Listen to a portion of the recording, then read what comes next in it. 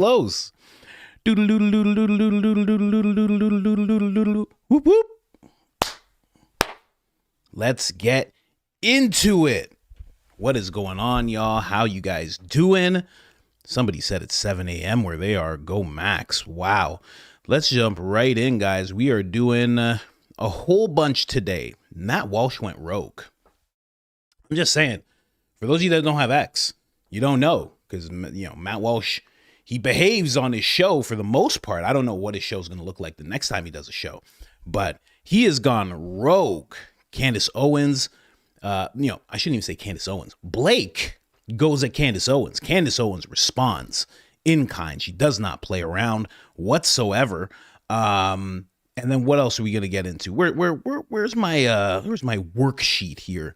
Definitely going to talk about the servicemen that have passed away. Rest in peace. That has happened in Iran. These are Americans who have passed away. We're going to talk about Turning Point, trying to convince people that Charlie loved war, and they're hiding behind him as a spiritual human shield of sorts. We're definitely going to cover the dummies who are talking about the war, and of course, that's going to include Gary from Paramount Tactical. A lot of vets aren't falling for it, and then Matt Walsh going rogue. I mean, this guy's ignoring every call he's getting from Ben Shapiro right now. Then we're going to get into Candace Owens' Couchgate with Candace Owens. Okay, hope you guys, Couchgate has taken place. It's a really big story. This might end Candace's career. It's Couchgate. We're going to talk about the paid goblin that has been exposed for getting paid, allegedly, maybe, perhaps. Blake, of course, like I said, Candace going after, well, Lucas going after Candace. And then we're going to talk about her episode, the 4th installment, I believe it is, of the Bride of Charlie series. And then we're going to talk a little bit about Bill and Hillary, because they had a deposition recently, and Hillary's yelling and screaming. Love to see it. Absolutely love to see it. Let's just jump in, guys, really quick.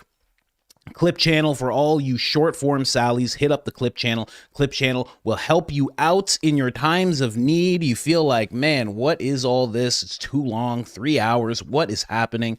You jump over to this channel and you just hit that subscribe button. You watch the clips. It keeps you in tune with what's going on the main channel.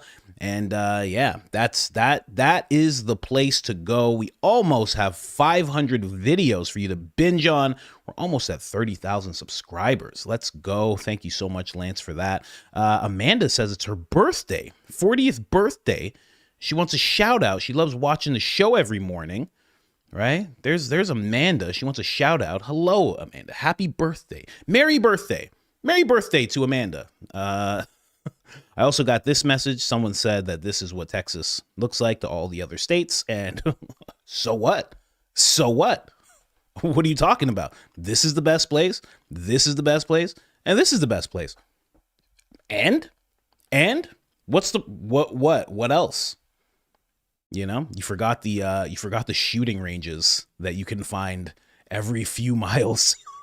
You forgot that. That's the only thing you forgot. Can I just tell you, Whataburger? Some people don't like Whataburger. You don't even know what Whataburger is. That's fine. My first time at Whataburger was absolutely amazing. I walk in, okay, and there's this lady, Mexican lady. She looks like she's Mexican. Maybe she's mixed. Maybe she's black, Latino. I walk in, and she's a little lady. And she's like, hey, y'all, welcome to Walmart. I was like, oh, this is going to be an experience. She said, welcome to Walmart. I looked around. I'm in Whataburger. Okay, no problem. She starts laughing her head off. She's like, I got another job at Walmart. Sorry, I get confused. How? But that's fine. Completely fine. We walk in. We're looking. We're trying to order. All of a sudden, lady who works at Whataburger manifests behind us. No idea how she got there at all. And she's trying to touch our baby. She's like, oh, the baby's so cute. Oh my God. We're like, whoa, hey, we don't let people touch the baby. She's like, oh, is the baby sick? Is the baby sick? Yes, that's why we're not letting the stranger touch the baby, because the baby's sick. The baby's the issue in this scenario. That's fine. Completely fine. Then some lady says that the baby reminds her of her uncle. Don't know how that works. Fine. It was The best experience. We order the food. They're talking to us the whole time. Takes way too long to get the food, but it's fine because these people are so entertaining. It was crazy. And that was my first experience at Whataburger. I have to say, it's the best. It's the best. And go to that one. Go to that one. I can't even say where it is. I know it's just outside of Austin. I can't even say. It's near the, what is it, the I-90? I think it's near the I-90. I'm pretty sure. I forget where we were when we did that whole thing. But man, oh man, that was the best experience in a fast food restaurant I have ever had in my life. Welcome to Walmart. Oh my gosh. But it showed how overworked she was. You know, I laughed, but I was like, you know, she works so hard that she gets confused with Walmart and Whataburger. And I was like, man, that sucks. That really sucks. Let's keep going here. Fleet, friend of the show, as you guys know, I just wanted to play this part because this is a main vein of this show, especially what we're going to be going into, especially when we're covering Turning Point. Fleet captures it beautifully. Check this out. Has only ever proven himself. There is not a single time he has ever lied to us or let us down, and Charlie would agree with that. Trump has been consistent. Iran cannot have nuclear weapons, and they don't, so we are bombing them to make sure they never do. I know that Charlie wouldn't want this, but he doesn't have a voice anymore, so shut up about it. Yeah, I mean, bottom line, you guys didn't know Charlie like us, and he would have loved watching that bomb kill those schoolgirls. You know what really annoys me? When we tell you what Charlie would want and you disprove us with what Charlie has said. Charlie would have been mad in private, but gotten on his knees and sucked the president off in public. That's just the kind of guy he was. And trust me, because Charlie was my best friend, that is why he trusted me with his life, and then I helped get him killed. Oh my God. Because we need war because Bibi wants war. Yeah, and regime change is going to take longer than a weekend. We are looking at weeks. But let's be honest, we are going to be at war for another year or so. Just in case you forgot, per Ian Carroll, I am a f***ing government propaganda bot. So you can trust me. Okay, that's our show for today. Buy some merch, guys. And remember, Charlie loved war and bombs. See you tomorrow. Ugh, finally. Oh, gosh.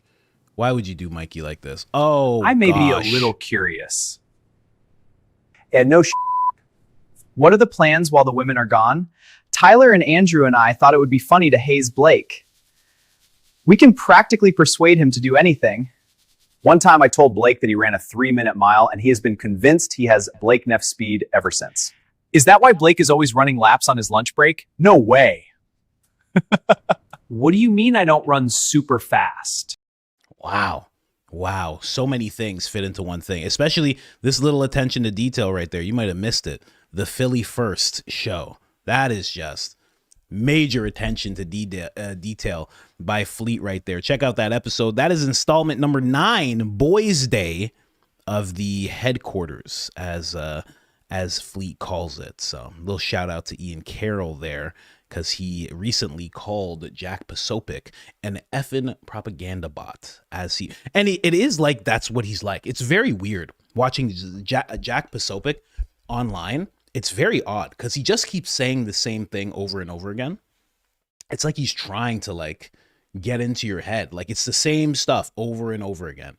People are like, both sides are like, Jack, you're this bot. You know, Ian Carroll's swearing at the guy. And then the other side is like, why aren't you condemning Candace Owens? And he's like, Tyler Robinson is the killer. Here is the evidence. His parents said so. Why would his parents say so? It's like, is this ChatGPT? What's going on? Is this ChatGPT PUSA? That was hard to do. Anyways, last thing before we jump in here, just a really nice song from Rapunzel here, Skippy22. Thank you so much for this song. Allegedly, maybe, perhaps, when we talk about ideas that just may be facts. Allegedly, maybe, perhaps, we don't know, but we know that's the way that it stacks.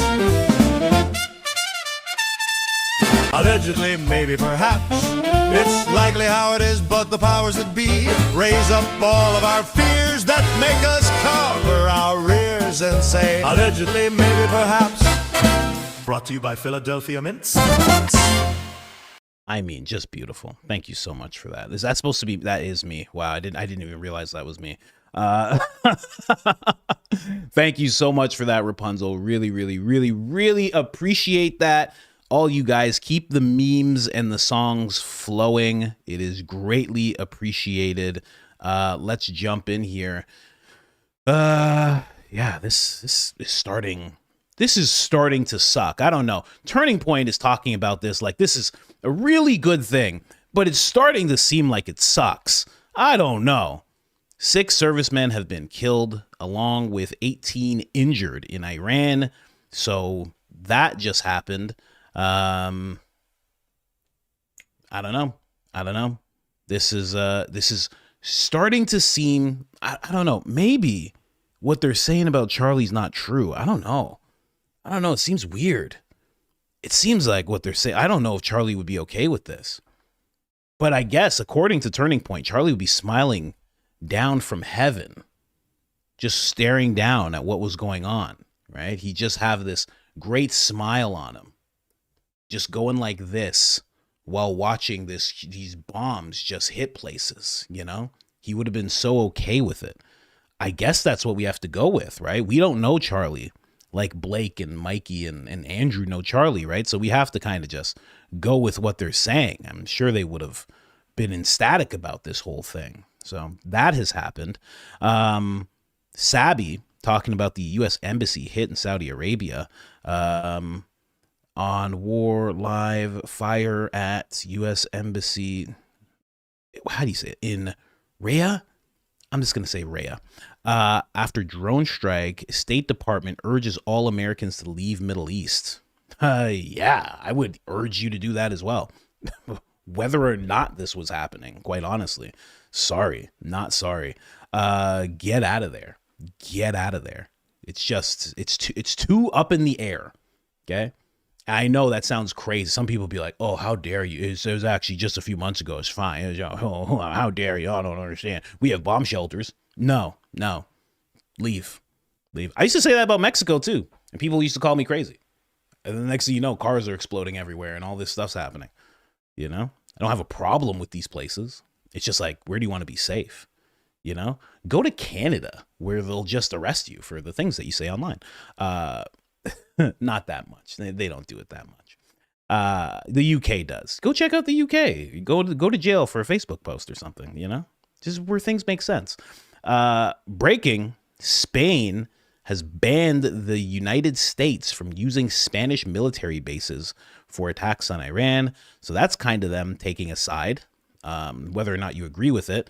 So it seems like there is a world type of thing happening. I don't want to say WW, but it seems like there's a world thing starting to happen here. But I don't think it's going to lead to WW3.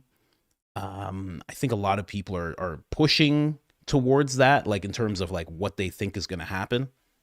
I don't think that's going to happen, but it's really hard to tell, especially if places start taking sides. That's usually a good indicator of what's going on.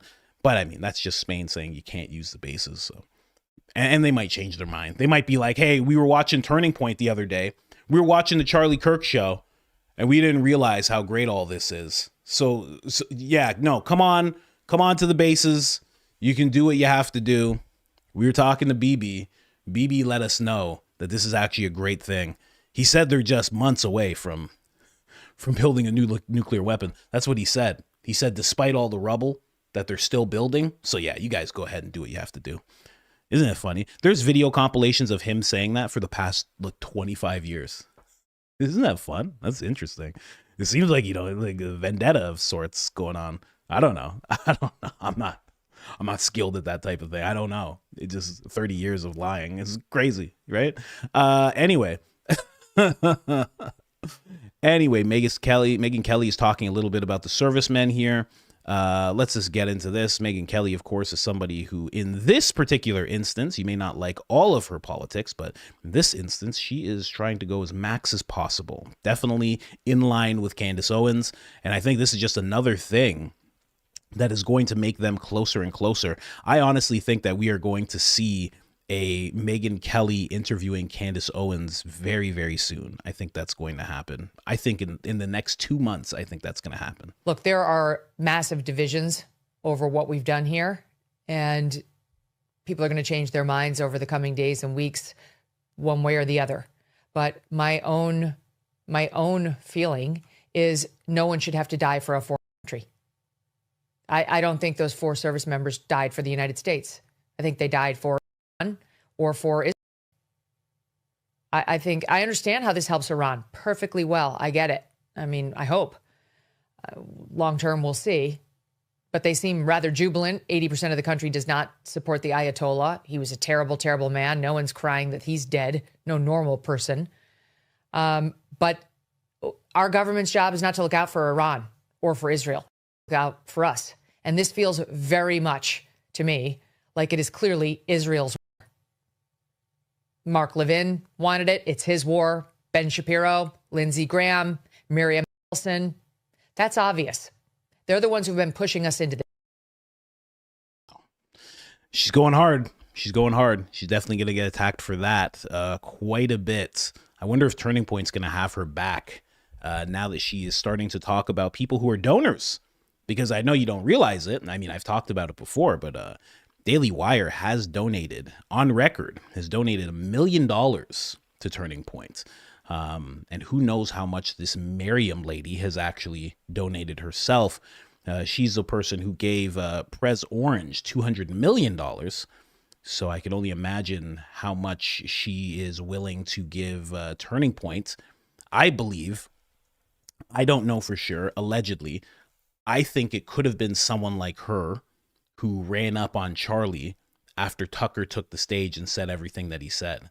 Because Tucker said there was a big donor. He said big. He made sure to say big donor who ran up to Charlie and said, you can't do this. You can't do this. And she was talking in regards to having Tucker on stage saying these things. Because Tucker had another day to speak again. And she was like, this can't happen. You can't be doing this.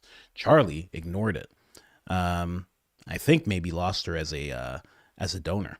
Potentially. I'm sure she's back now, right? It's Turning Point 2.0 now. I'm sure she's back.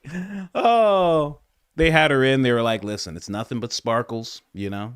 She's like, my husband's dead. I mean, not to be morbid. Am I right? Miriam, high five. High five. Anyway, you can just send us all the money you need to send us. It's completely fine. Don't even worry about it. No, we're never going to do that again. Don't worry. Charlie's gone. It's fine. Don't worry. I told everyone he's smiling from heaven. It's fine. This person posted Frank Turk. They're just talking about how weird these tweets are coming from the Turning Point clique. Prez Orange wouldn't be president without Charlie and the Turning Point team, which means 92 million Iranians would not have a shot at freedom and the gospel without Charlie Kirk and the Turning Point team. It also means that the world would not be safer without Charlie and the Turning Point team. Why not just say Charlie? You know, it's not the Turning Point team that like, if we're talking about any accomplishments Charlie has, like, you don't really have to throw in the Turning Point team. Like, this is not the case. This is not like Bill Gates and Microsoft where there's like this huge team like pushing this forward. Like, Charlie would just take the stage and the donors would be like, take it all. This is amazing. So this is not the same thing. Safer without him. The ripple effect is at work. Help Erika. I love how he tags in brackets like this. Very interesting. Very boomer-like. Help Erika keep Charlie's legacy of defending freedom. So go along with this whole thing because this is what Charlie would have wanted, because this is what's going to keep freedom going.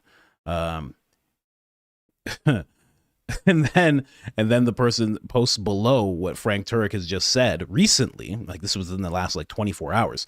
They post what Charlie Kirk said: keep up the pressure. Regime change in Iran would be catastrophic.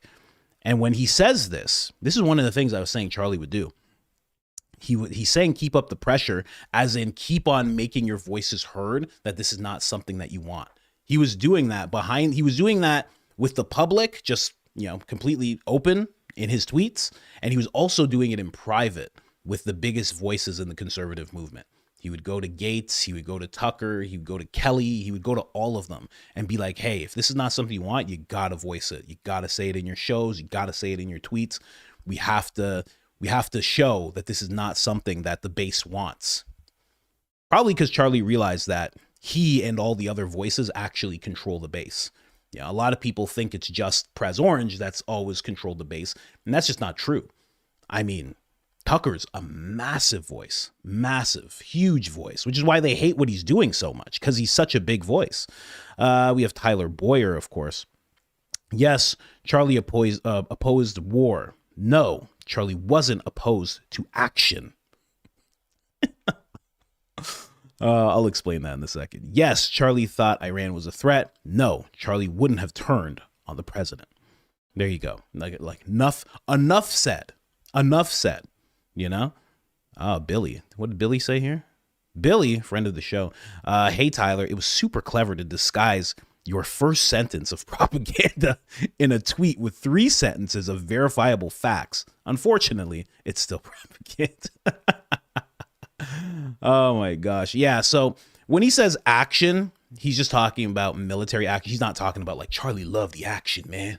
Charlie would get a kick when he see the explosions and the cars flipping and people screaming. Charlie loved it. That's not what he means. He just means this is not an actual war. This is actually a military action, which is how the president, how all presidents get around having to go to, I believe it's Congress, to get an actual declaration of war, because that's what you'd actually need. So if that hasn't happened, which it hasn't, then this is not war. This is just a military action. Military action that's actually called Epic Fury. Sounds like a Monster drink. Sounds just like a Monster drink. Just the newest flavor. Newest flavor of Monster, Epic Fury. Drink 2 and punch a hole in your drywall now. But yeah, that's Tyler trying to convince people that Charlie was A-okay with this whole thing. And they keep on talking about turning on the Prez because they're trying to calm people down for Prez Orange right now. That is what Turning Point's job is right now. From the podcast, which is the Charlie Kirk show, or the Philly First show, as Fleet has coined it. We could call it that from now on. Or these tweets that are coming from Tyler. They're just trying to make sure that the base calms down and understands that the person that they've tried to connect us all to emotionally, which is Charlie Kirk, that emotional connection, it's not just what they're doing is it's connected to Erika. So when you see Erika, you're supposed to see Charlie, and that's supposed to like keep you bonded emotionally. But also they're trying to actually have that happen with the president as well. They're trying to make sure that there's a bond there, that you feel like, man, this is something, you know. When I see Charlie, I have to see Prez Orange, you know. Very interesting tactics. Again, that is from Often. I've talked about Often at length. One thing that it specialized in, one thing that it researched heavily was systematic belief manipulation. So whatever your beliefs were, they would try and grab hold of that and just shove their agenda in along with it, you know. And we can see what the agenda is right here. More from Tyler. It's important to note that Charlie Kirk was always loyal to the president. He didn't second guess him in public or in private. That's just not true. That's 100% not true.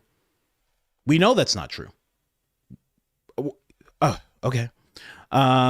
He talked to him regularly and talked positively about POTUS to others who didn't have that kind of communication with him. Again, you know, that is true. That part is true, that he would never say anything bad, but he would say, hey, you know, this is not the thing to do. The base won't like this. You shouldn't be doing this. This could be catastrophic. That's 100% what he would say. And also, like I said, in private, he would talk to other big voices and he would make sure like, hey, like you just saw, keep up the pressure. Make sure that they understand this is not something that people want to see happen. So Tyler's just literally making things up. And again, you know, it's so sad because it's like, oh, I knew Charlie, like Fleet Fleet described it perfectly in that video. It's like, I knew Charlie better, so whatever I say about Charlie, that stands. Whatever you can show me Charlie saying, that doesn't mean anything. It's crazy. It's just like when Josh Hammer, he took Charlie's tweets about leaving the pro-Philadelphia cause, and he's like, oh, he was just blowing off steam. Yeah, he's just blowing off steam. That wasn't real. It's like, what are you talking about? Many of the most vocal people abandoned the Prez often on many less significant issues and spoke poorly of him and Charlie both. I know because I have had a front row seat to those who did this. Charlie didn't want to do that to Prez, and because of his discipline and dependable approach, he helped shape the political outcomes that benefited the GOP and MAG. Yeah, well, that's true. Charlie was a company man, quote unquote. He, but to act like as if he wouldn't be like, I don't think this is right. You actually, like, what he's trying to say, what Tyler's trying to say is that Charlie would flip flop. Like, if Charlie was here today, he would spinelessly flip flop like the rest of us are. And I just don't believe that. I've said it before. I think Charlie would be he would be a vastly different person if he survived till today. I think he would be a wildly different person.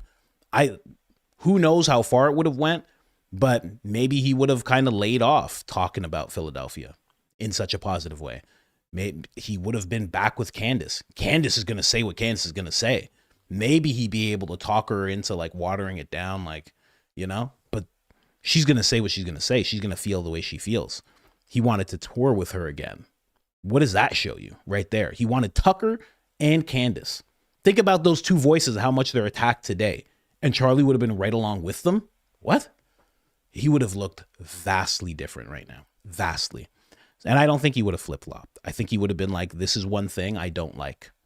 And I think that's generous enough to say, I still support what the Prez is doing. But for this instance, what's happening right now, I think this is going to be bad. And I hope that they do better. I hope they actually pull it off. I think that's where he would have been. Somebody says, amazing what people will do for money, showing Tim Pool. Tim Pool saying, this is in 2019, Tim Pool, ending private prisons, ending the death penalty, ending regime change wars. That's my top 3. That's just my top 3. Tim today, I'm happy to see Iranian regime collapse. There you go.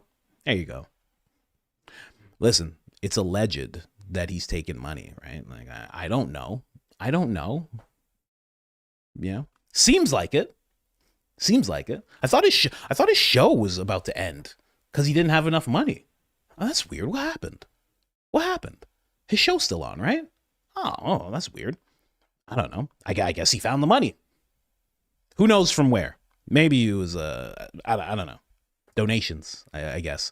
Gary from Paramount Tactical. Comparing Iraq and Afghanistan to what's happening in Iran is foolish and factually wrong. It is currently a military operation, not a war. Again, this is the same thing that Tyler was trying to show everybody. We have the Turning Point Curly here also parroting the same thing over and over again. And, it's sad because he actually does have the expertise. He has served the country. He does know about this type of stuff. But to have the semantics of, hey, this is actually just a military operation. Well, it has all the same things as war, right? Maybe it's not going as hard as America could go. Maybe Iran's not going as hard as they could go. They hit Dubai, they're hitting hotels and all these luxury places out in Dubai. They even hit the Palms. I don't know if you know what the Palms is in Dubai. It's basically a bunch of like big houses, mansions basically, and they all go out into the water. So there's one road that goes out and all of these houses are like that. And when you look up above, it looks like a palm tree. They apparently hit that. And if you were home and that got hit, I would assume you would be dead. And if not, then you'd be in the water because it goes out into the ocean, but not like super far. I don't know, man. It's terrible. But to sit back and be like, well, this is actually just an operation. It's not a war. It's like, he's right. He's actually right. As much as you don't like to hear that about Gary, he's right. But, you're kind of just like, it's semantics. It's really semantics. But that's what Gary's going to do. That is Gary. I'm not going to say that Gary is slow because I always liked Curly the best. I loved Curly. Nyuk, nyuk, nyuk. Why I oughta. And then he would do this. He would do that. He would get smart. Mo would try and get him, and he'd get smart. And he'd say, not today. And then Mo would bonk him on the head. You know, I always liked him the most. And like I said, Gary is a veteran, you know, should be respected for that part of him. Not all the propaganda and stuff. You probably shouldn't respect that. But this is another person who's a veteran. And they have had a lot to say about this as well. I think they're the same age, and they've come up under the exact same umbrella of things. X is the center of a large-scale propaganda campaign in which foreign governments pump millions into influencers, bots, and media personalities to convince you of two things: being against the Iran war. This is a veteran. He's calling it war. Is anti-Prez and anti-America, and Americans love the Iran war. Neither is true. So this is a guy who actually came forward, basically saying that people have come to him trying to condemn someone when everybody was condemning Candace, and he said he wasn't going to. He's speaking against this whole thing. So this guy actually, he stands his ground. He stands his ground when it comes to what he is and isn't going to do. Now we talk about Matt Walsh going rogue. This is the clip that sent Matt Walsh into a bit of a, I don't know, midlife crisis. I don't even know how to explain it. This is Mark Rubio talking. The States conducted this operation with a very clear goal in mind. I haven't got a chance to see a lot of reporting. I don't understand what the confusion is. Let me explain it to you, and I'll do it once again as clearly as possible. Perhaps you'll report it that way. The United States is conducting an operation to eliminate the threat of Iran's short-range ballistic missiles and the threat posed by their Navy, particularly to naval assets. That is what it is focused on doing right now, and it's doing quite successfully. I'll leave it to the Pentagon and the Department of War to discuss the tactics behind that and the progress that's being made. That is the clear objective of this mission. The second question that's been asked is, why now? Well, there's two reasons why now. The first is it was abundantly clear that if Iran came under attack by anyone, the United States or Israel or anyone, they to respond against the United States. The orders had been delegated down to the field commanders. It was automatic, and in fact it bared to be true, because in fact within an hour of the initial attack on the leadership compound, the missile forces in the south and in the north, for that matter, had already been activated to launch. In fact, those had already been pre-positioned. The third is the assessment that was made that if we stood and waited for that attack to come first before we hit them, we would suffer much higher casualties. And so the president made the very wise decision. We knew that there was going to be an attack. We knew that that would precipitate an attack against American forces, and we knew that if we didn't preemptively go after them before they launched those attacks, we would suffer higher casualties and perhaps even higher those killed. And then we would all be here answering questions about why we knew that and didn't act. So that was Marco Rubio. I do not see this guy being president. There are some people who are like, this guy's going to run. I don't see it. Not maybe VP, I guess. I don't know. He just doesn't he doesn't have it to me. He's you know, there's a reason that he was nicknamed Little Marco for so long. I don't think he has it myself. I don't know. Kind of a little boring, you know. We've become used to like nicknames and alliterations and stuff. It's like he didn't even try, you know. Punking off reporters, like he's not even doing that, right? Is he even learning from Prez Orange? Is he learning anything from Prez Orange? I just don't see it happening. But like I said, this is what sent Matt Walsh over the edge. Okay. Matt Walsh says it outright. So he's flat out telling us that we're in a war with Iran because Philadelphia forced our hand. This is basically the worst possible thing he could have said. You have 100 missed calls from Ben Shapiro, sir. Okay. You put that out yesterday at 4 p.m. You have 100 missed calls from Ben Shapiro, but it gets worse or better, depending on where you're at. I like to see this version of Matt Walsh, honestly. He says, I can't take the gaslighting anymore, guys. I really can't. Conservatives are now running around saying that this place has been waging war on us for 47 years. Okay, then why didn't any of you call for an attack on them at any point until now? Why didn't you make a case for the now Prez ending wars, not starting it until precisely the moment when now Prez did it? You and I both know that you are latching on to a talking point you never used until 45 seconds ago. You and I both know that almost every conservative influencer in the business was opposed to this war with Iran until now.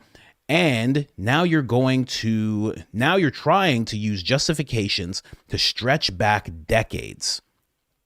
That stretch back decades. It doesn't make any sense. If you changed your mind, fine, say so. Explain why. You're allowed to change your mind. I've changed my mind about things, but don't try to rewrite history. Be honest about it. There's too much at stake to play these games.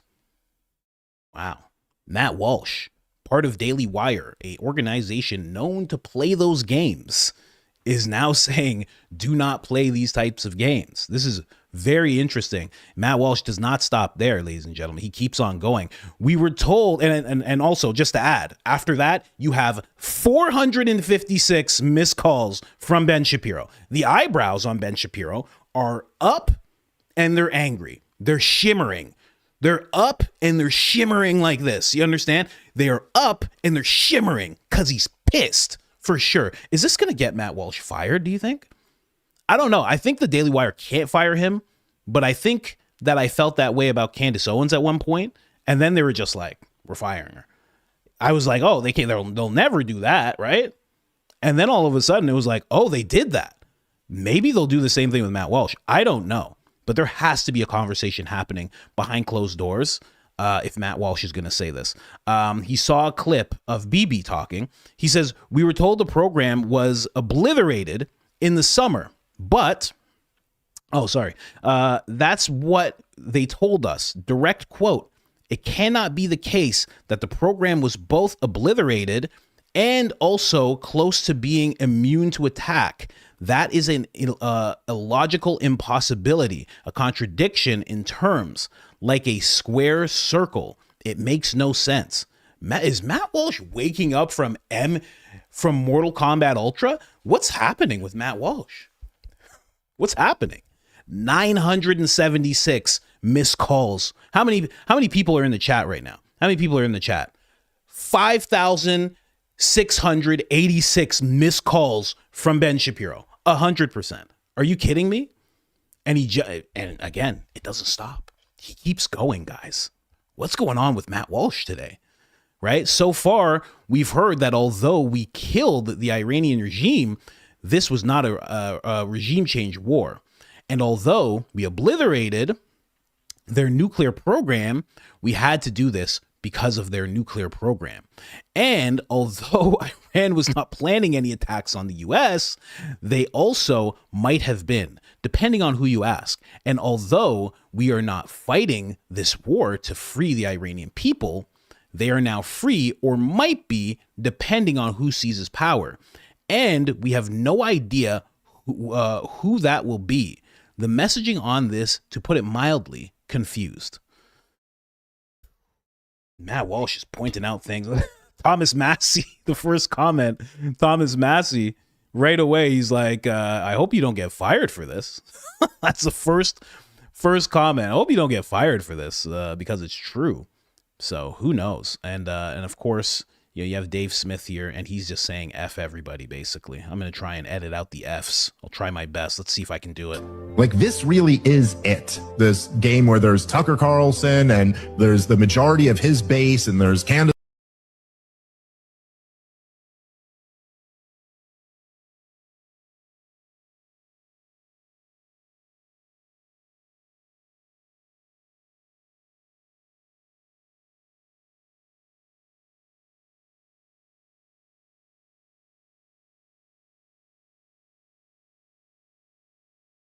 Iran shirts, goddamn no war with Iran shirts that she was selling.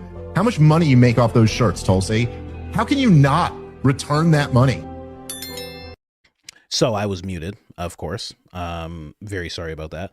Anyway, everybody says, "Hey, Baron." I love that that's the response. It's just, "Hey, Baron." Yeah, no, I was just saying that he says F everybody. He's saying F Rubio, F JD, F all these people. And then he calls out Tulsi Gabbard because she was selling No War with Iran shirts, which I did not know about. I never saw that. I never purchased a shirt, nor would I, because that's a little silly. I don't know. Not the notion, but, you know, just buying a shirt like that. I wouldn't do that. And he's right. How much money did she make off those shirts, and why hasn't she resigned? Now, does she have to resign because Dave Smith doesn't like what's going on, and she said she didn't want this type of thing to happen?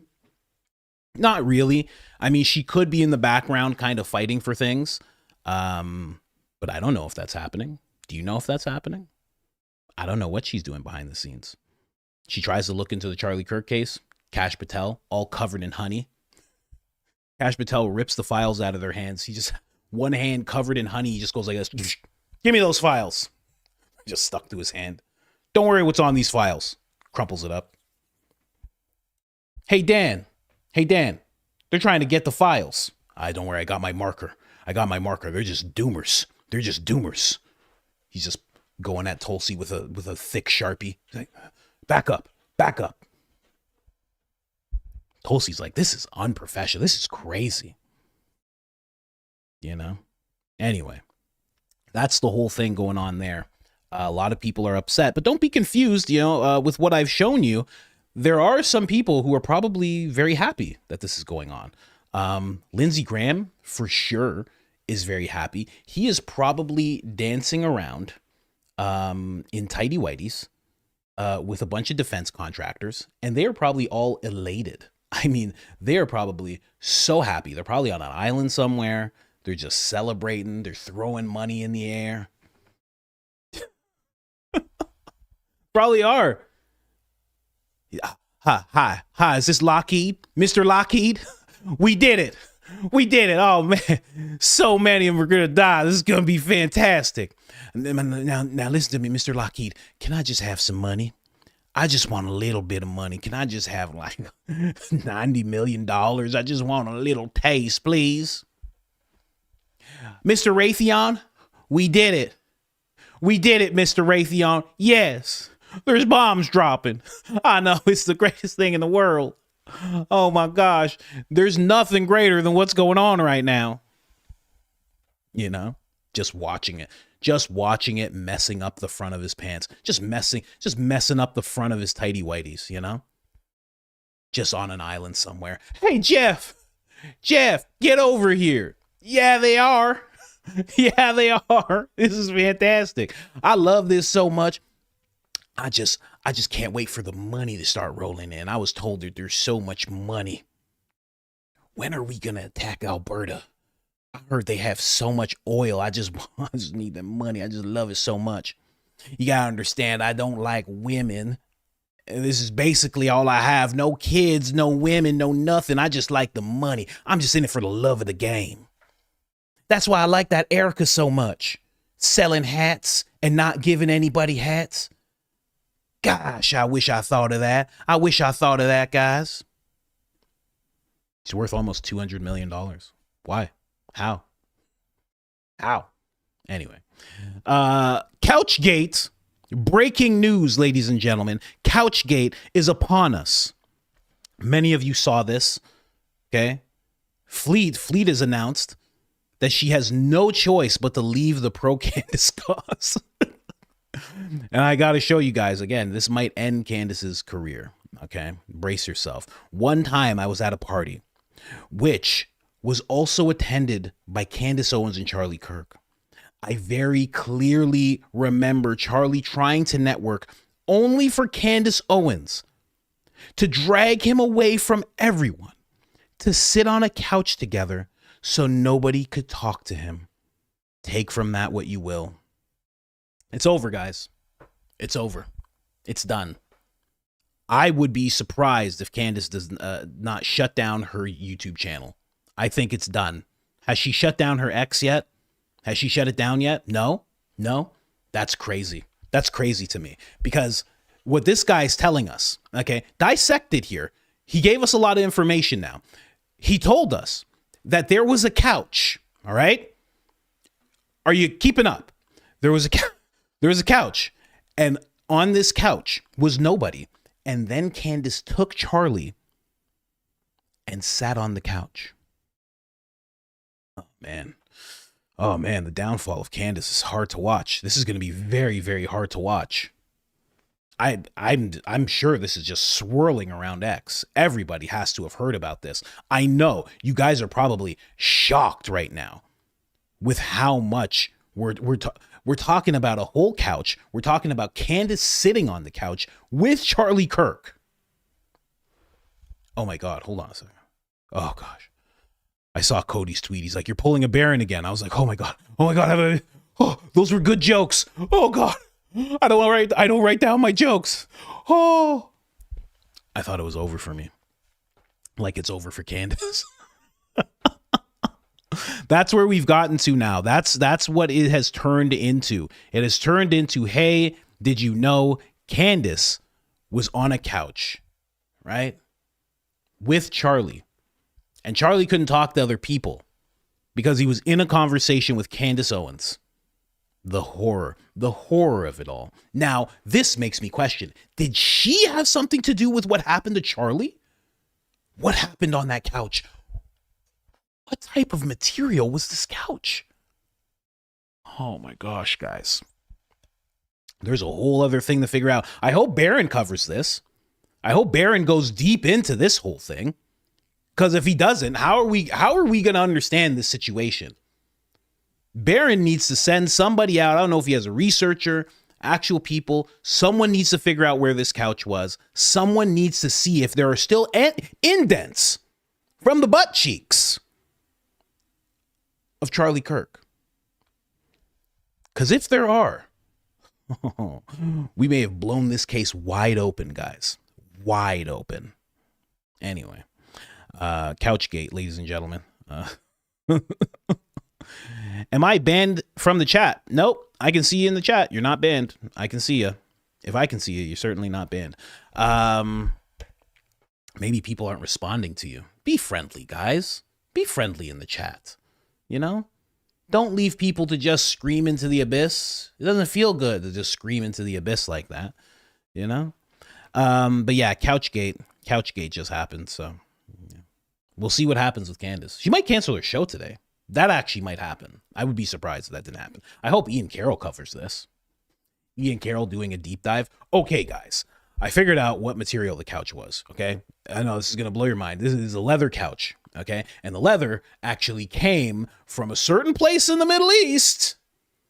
It came from a certain place in the Middle East. Doing a whole breakdown.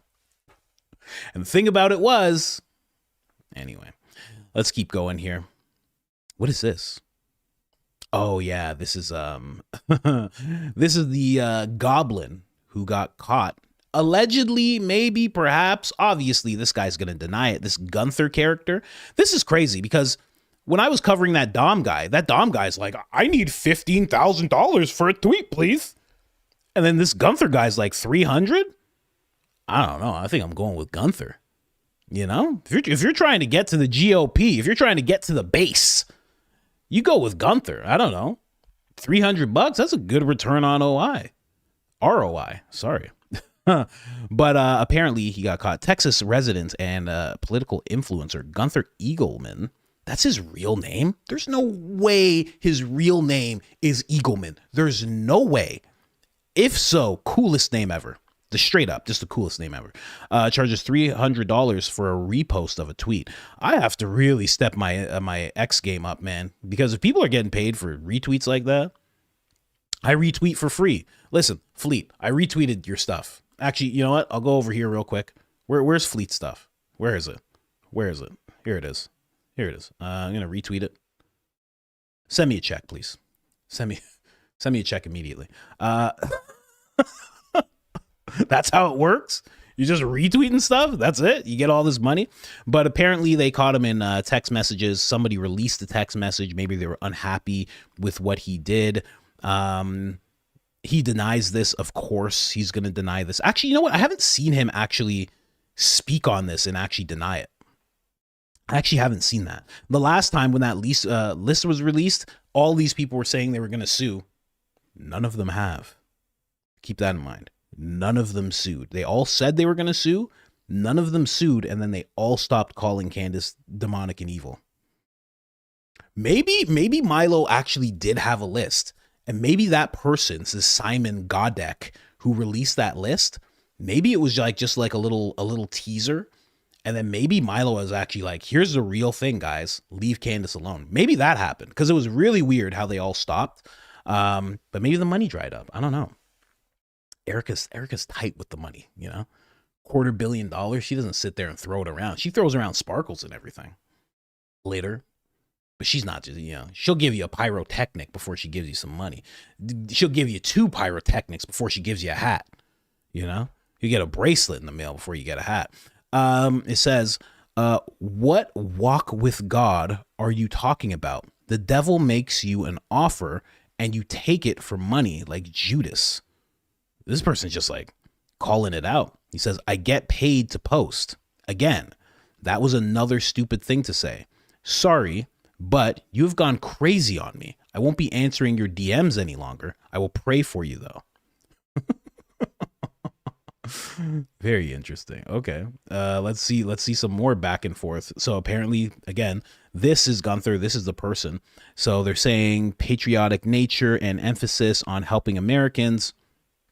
Then Gunther says, I'm sorry, brother. I charge the same for anyone.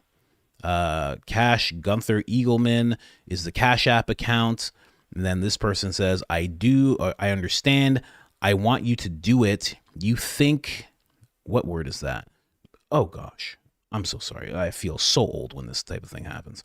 I understand. I do want you to do it. You think this above post is ideal, or should I change it? So apparently they're just talking about like what the post will look like. And then more, it just says, do you think I should change it? Blah, blah, blah. He goes, I do charge. I feel like such a boomer when I do that. I do charge. I can send you my Cash App if you want the repost. I understand. Yes, I am interested. Wow. I mean, makes sense.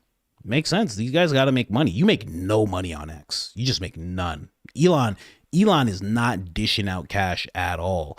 He's just trying to make the company profitable. You know, God bless 17-minute video presentation, password freedom. Okay. So you can kind of put that link in and that's the password. Okay. The only promotional posts I do are $300 reposts. Wow. I understand. This would be something blah, blah, blah for yourself. Referral business, not multi-level marketing. Oh God, not one of those multi-level marketing guys. I'm on Gunther's side now. If it's one of those multi-level guys, I'm on Gunther's side. These guys are the worst. These guys are the worst. I just want to bless you with an opportunity for your family. I just think I could bless you with an opportunity. A friend of mine made $70,000 in the first 2 weeks. Can I send you the information? Can you tell me what the business is? Oh, it's an actual very lucrative, legit business, actually. And it's very good. I'll send you the information, yeah? I'll add you to this group chat. There's 4 people in here who are just like you. They all made major money. This is a blessing from God. It's like, do you work with Turning Point? Who are you? What are you doing? Anyway. That's my own personal beef.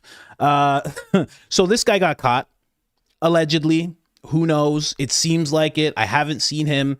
He's not in the comments. I mean, last time he was in the comments, and he's like, I'm suing you. He's like, I'm suing whoever posted this. Now this guy posts it. No word from anybody. And it makes sense. This is what these guys do. When you see people on Instagram, well, Instagram too, but when you see people on X and they're posting all this political stuff, they're doing it for a reason. You know, I have to keep the same energy. When we caught Harry Sisson taking money from a place called Palette Management, okay, that's what this place was called, Palette Management, and Palette Management had contracts with the DNC, and then all of a sudden, Harry was posting all this stuff that was DNC positive, you know, Joe Biden, just positive stuff. Everybody made the connection, and they're like, oh, this guy's paid shill. You think it just happens on the left and that's it? Like, come on, man. It's politics. It happens everywhere. Every single place you can think of. Everywhere but me. And I'm not saying that out of a nobility. I just want to know why nobody's come to me yet. Why has nobody come to me and said, hey, we'll give you X amount of dollars to say something? I've yet to have that on X. I don't know. I have no idea. I don't even have that on YouTube, really. I don't get it. I can't wait till somebody does. I'm just going to read it all out. I'm going to be like, I didn't sign any NDAs. I'm just going to tell you about it. I'm just going to show it on one of these live streams. And then Lance is going to clip it, and we're going to put it on the clip channel. Oh, I can't wait for one of these guys to mess up and come to me with that stuff. Oh, it's going to be bad. It's going to be bad. It's going to be so bad. Anyways, 1,700 likes. We need more likes, ladies and gentlemen. Please hit that like button. Please hit that like button. It helps tremendously. You have no idea. Oh, and also there's 6,000 people in the chat. I know Black Poppy. Yay!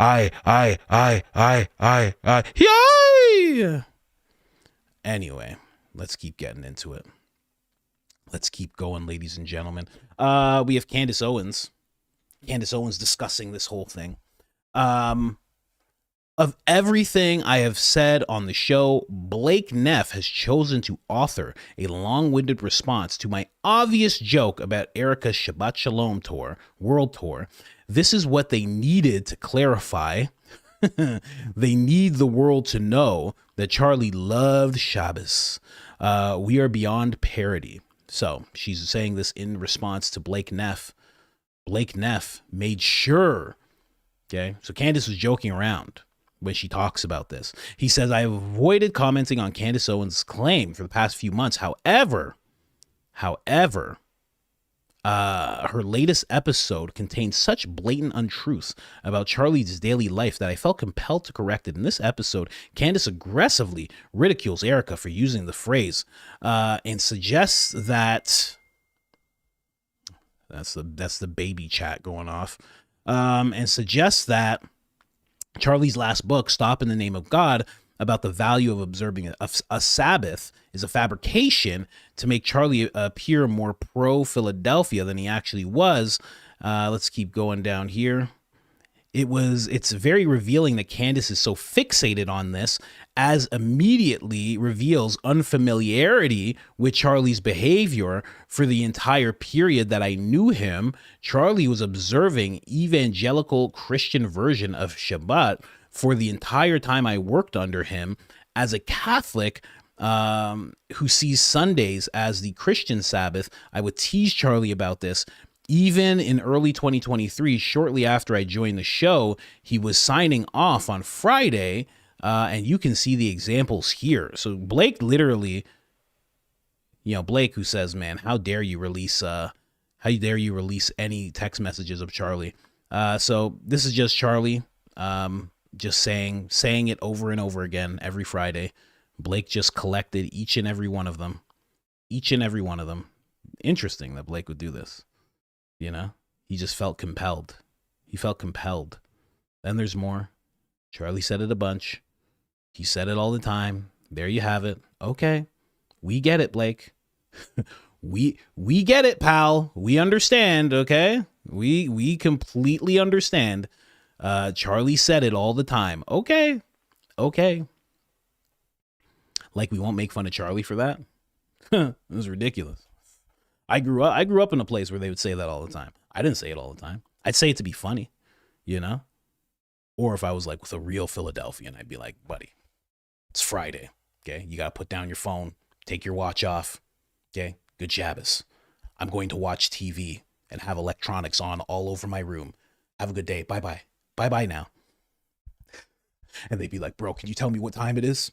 Bro, can you just really quick, before you go, can you tell me what time it is? No, I can't do that for you. I'm sorry. Growing up was fun.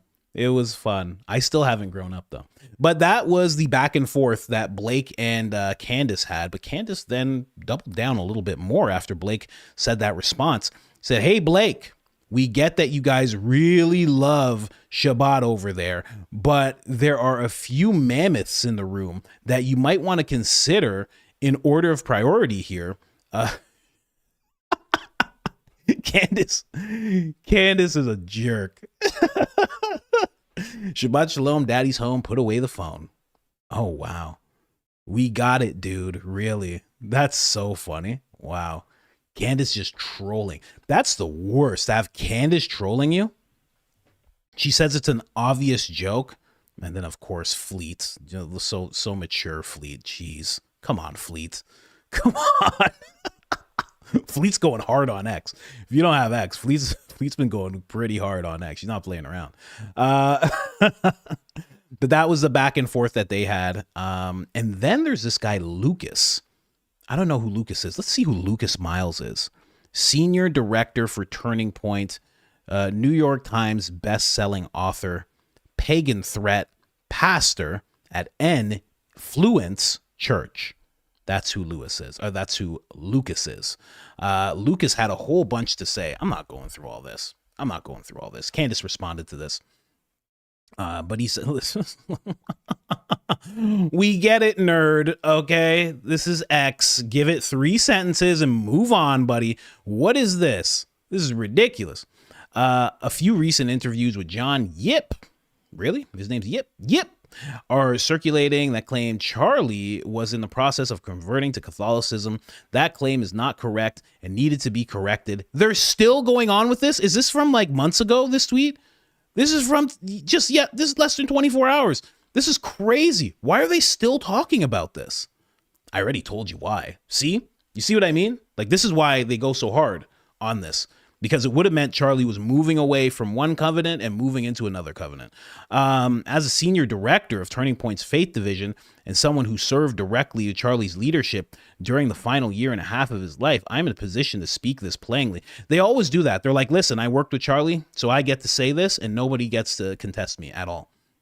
Personally communicated with his wife, Erika, and I spoke directly with Father Clean, the priest referenced in these discussions. After those conversations, the facts are straightforward. Charlie was not in the process of converting to Catholicism. He never took Catholic conversion classes. His marriage was never convalidated in the Catholic Church. He was baptized and remained a Bible-believing evangelical throughout his whole life. Now, I mean, that guy, Catholics for Catholics, that Jack Costello, I believe that's how you say it. Sorry if I mispronounced that, Zach. Zach already showed us through in that interview that Charlie was considering converting. He has the text message. He has a conversation with him. He says, "You'll come home soon. You'll come home to Catholicism." He was being bold and a little bit funny. And Charlie said, "Yeah, I've been trying to connect with this priest and we haven't been able to make it happen, but I've been attending mass weekly." And if you look throughout this whole thing that this guy writes, he doesn't talk about Charlie attending mass weekly. Charlie said that. It's just a convenient thing that he's leaving out. I don't even know why this is still a conversation. It's just ridiculous. But of course, Candace had this to say. She said, "Really? Because I sat down with Erika and specifically addressed the Catholic denials with her and COO Josh Strafe." Is that how you say that? Strafe? Erika told me she was frustrated and confused by the denials of Charlie attending mass and being drawn in by the church. Even more specifically, Justin and Erika told me those inaccurate denials were driven in part by the aggressive period of transition. In short, Andrew misspoke in his interview with Alex Clark. Are you asserting, I love what Candace is doing here. Are you asserting that Erika and Justin both lied to me and my husband's face? In addition to this, Erika received a relic from a donor in the back of St. Barnabas Church. In conversation, she told this donor, who later went down to Turning Point's year-end event at Mar-a-Lago, that Charlie, adored the church and was close to converting. Oh, wow. Are you further asserting that Erika lies to Catholic donors for money? Jesus. Jeez, this is crazy. And it's true. Is that what you're saying? Right? He forgot about all that information. He's just shooting out talking points. That's it. He was just put up to it. He's not doing this on his own accord. He was put up to it. And he forgot that there's actual receipts that Candace has face to face with Erika. Tread carefully, Pastor. Damn. Candace is Walter White. Because I have proof of everything that I'm saying, that everything that I'm saying is true. And you could guess in the comments, we have this Lucas character being completely silent. He had nothing to say after that when Candace brought that whole thing up. So there you have it. There you have it. Yeah, we'll see what goes down. But Candace just laying the smack down, just on her night off, you know, show's done, and she's just like, yeah, no, I got time. I got time for smoke. Yeah, I got time for, she's just holding a kid. Yeah, I got time for all sorts of smoke. Yeah, dinner's almost ready. Yeah, I got time. I got time for this. Let's go. Just incredible. Absolutely incredible. Now, let's get to the episode that Candace did yesterday. I said this yesterday, okay? I said this yesterday with Friday's show. I was like, all this is showing me is that these people are gangsters. And then Candace doubles down and you said, oh, you think that was gangster? I got more gangster stuff. Even more gangster stuff to talk about. This was the beginning that I wanted to show you first. This is how I wanted to start it off, because Elizabeth Lane, the lady who called Erika a psychopath, she made sure to chime in about this whole thing. This is a repost of Candace talking about the episode that aired yesterday. Candace is slowly assembling the case that the FBI should have put together after Charlie passed away. Along the way, she has been mocked, attacked, sued, and relentlessly smeared. But that's always how it goes. First they ignore you, then they laugh at you, then they fight you, and then you win. People across the country and far beyond it are sending in clues. They are all in this. They are all in this, connecting dots and sharing information. This story isn't fading into obscurity. This will not be another Kennedy case. Mark my words, Charlie's case will be solved one way or another. She goes on to say, and to those responsible, run while you can. I didn't even read that part. If the Bureau won't deliver justice, the American people will. And they won't stop until the truth is dragged into the light. Solid. Elizabeth Lane, ladies and gentlemen, investigative journalist. She is very, very good at writing. Is that good English? She writes very well. She writes stupendously. Her pen effort is beyond reproach. I tried, whatever. Let's keep getting into it here. So Candace Owens comes with this. The hair is starting to come down, which means I guess she's calming down a little bit. She's calming just a little bit. But I mean, the hair has been, you know, it's been up for days now, right? So we'll see where this goes. I don't know what's going to happen today. I've said it before. I'm just waiting for her to talk about what was going on with Erika in China. That is the main thing that I want to hear, because none of us know about this. I've not heard Barron talk about it. You can correct me if I'm wrong, if Barron actually has covered it. I haven't heard Barron talk about it. I haven't heard Ian talk about it. I've heard nobody mention anything about her time in China. I'm hoping that Candace was actually able to get a hold of that information, because I think that is key information. Now, will it connect her and make it seem like, hey, you did XYZ? I don't know. I don't think so. I don't think it'll connect her more to Charlie, but it is something to note, right? It's very weird that all these people, Turning Point, adjacent, are like adjacent with these people with these weird charges, right? It's not them, right? Erika has no charges on her for anything like that, right? Romanian Angels look bad, right? And she was running it, but she didn't walk away with any charges. Somebody else did. A gentleman named, I believe his name's Paul. And then I think it's Greg Laurie is his name. He got accused of negligence. That's all that's happened so far. But I don't know. Was she, you know, whatever, I'll say it. Was she like some kind of kingpin in that You know, as you keep hearing about the more and more gangster stuff, it's like, it makes you wonder. Like, I don't know. The whole thing's so weird to me. But anyway, Candace, of course, comments on what is going on with Charlie. Of course, Charlie being used as a spiritual shield by Turning Point. They're trying to get off on, you know, Charlie would have loved this. Charlie would like this. Charlie wouldn't have questioned anything. They're basically trying to indirectly say that you shouldn't question anything. If you love Charlie, then you shouldn't question the now prez. You shouldn't question what's going on in the Middle East. You should not be questioning that whatsoever if you cared about Charlie at all. And nobody's falling for it because they literally have Charlie talking. I played it all yesterday. Candace played it again after that, just a few hours after. And these are the clips that everybody's playing because, you know, he broke it down he was so clear on his position in this video, so clear on his position. To try and take it and turn it into anything else is just so disingenuous. It's so disingenuous. And, you know, of course, that is what Andrew, Blake, and Tyler are all doing. Even the beautiful and hip-shaken Mikey McCoy is doing the same thing. Oh, man. It's sad to see, but that is Mikey McCoy showing us he is a man. He is a human like you and I, and he is fallible. He walked away for our sins, but that does not mean while he walked, he did not stumble. You understand? Doom, doom, doom. Have you been told the great gospel of Mikey McCoy? Me and Candace going from door to door. Have you heard the good word about Mikey McCoy? Can we share a few things with you? Just door to door, you know? Like Jehovah's Witnesses. But let's get into it. I think when she brings up this, I just want to show these characters.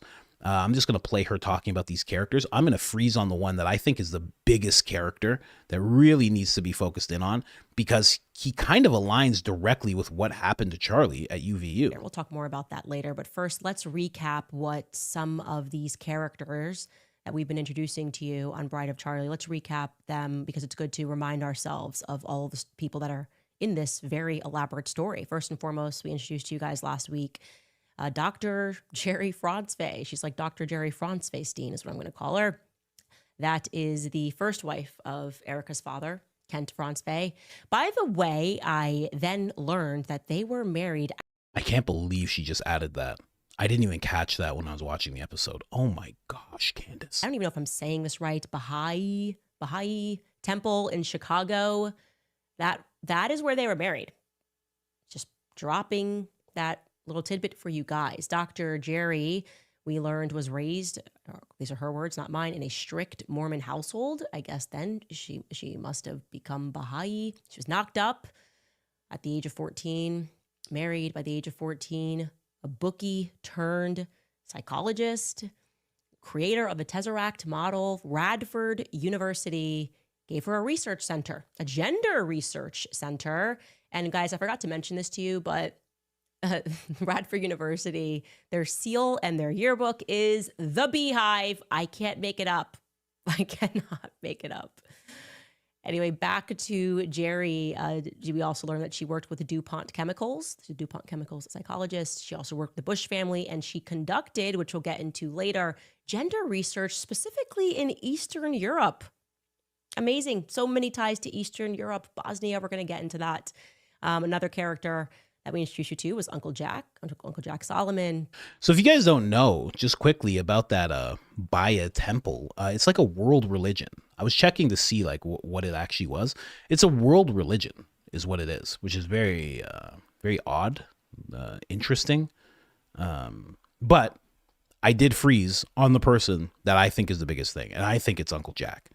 Uncle Jack is the big, first off, I mean, tell me he's not a mobster. I mean, look me in the eye and tell me that guy didn't walk up to UVU and say, hey, what's going on, everybody? Sit down.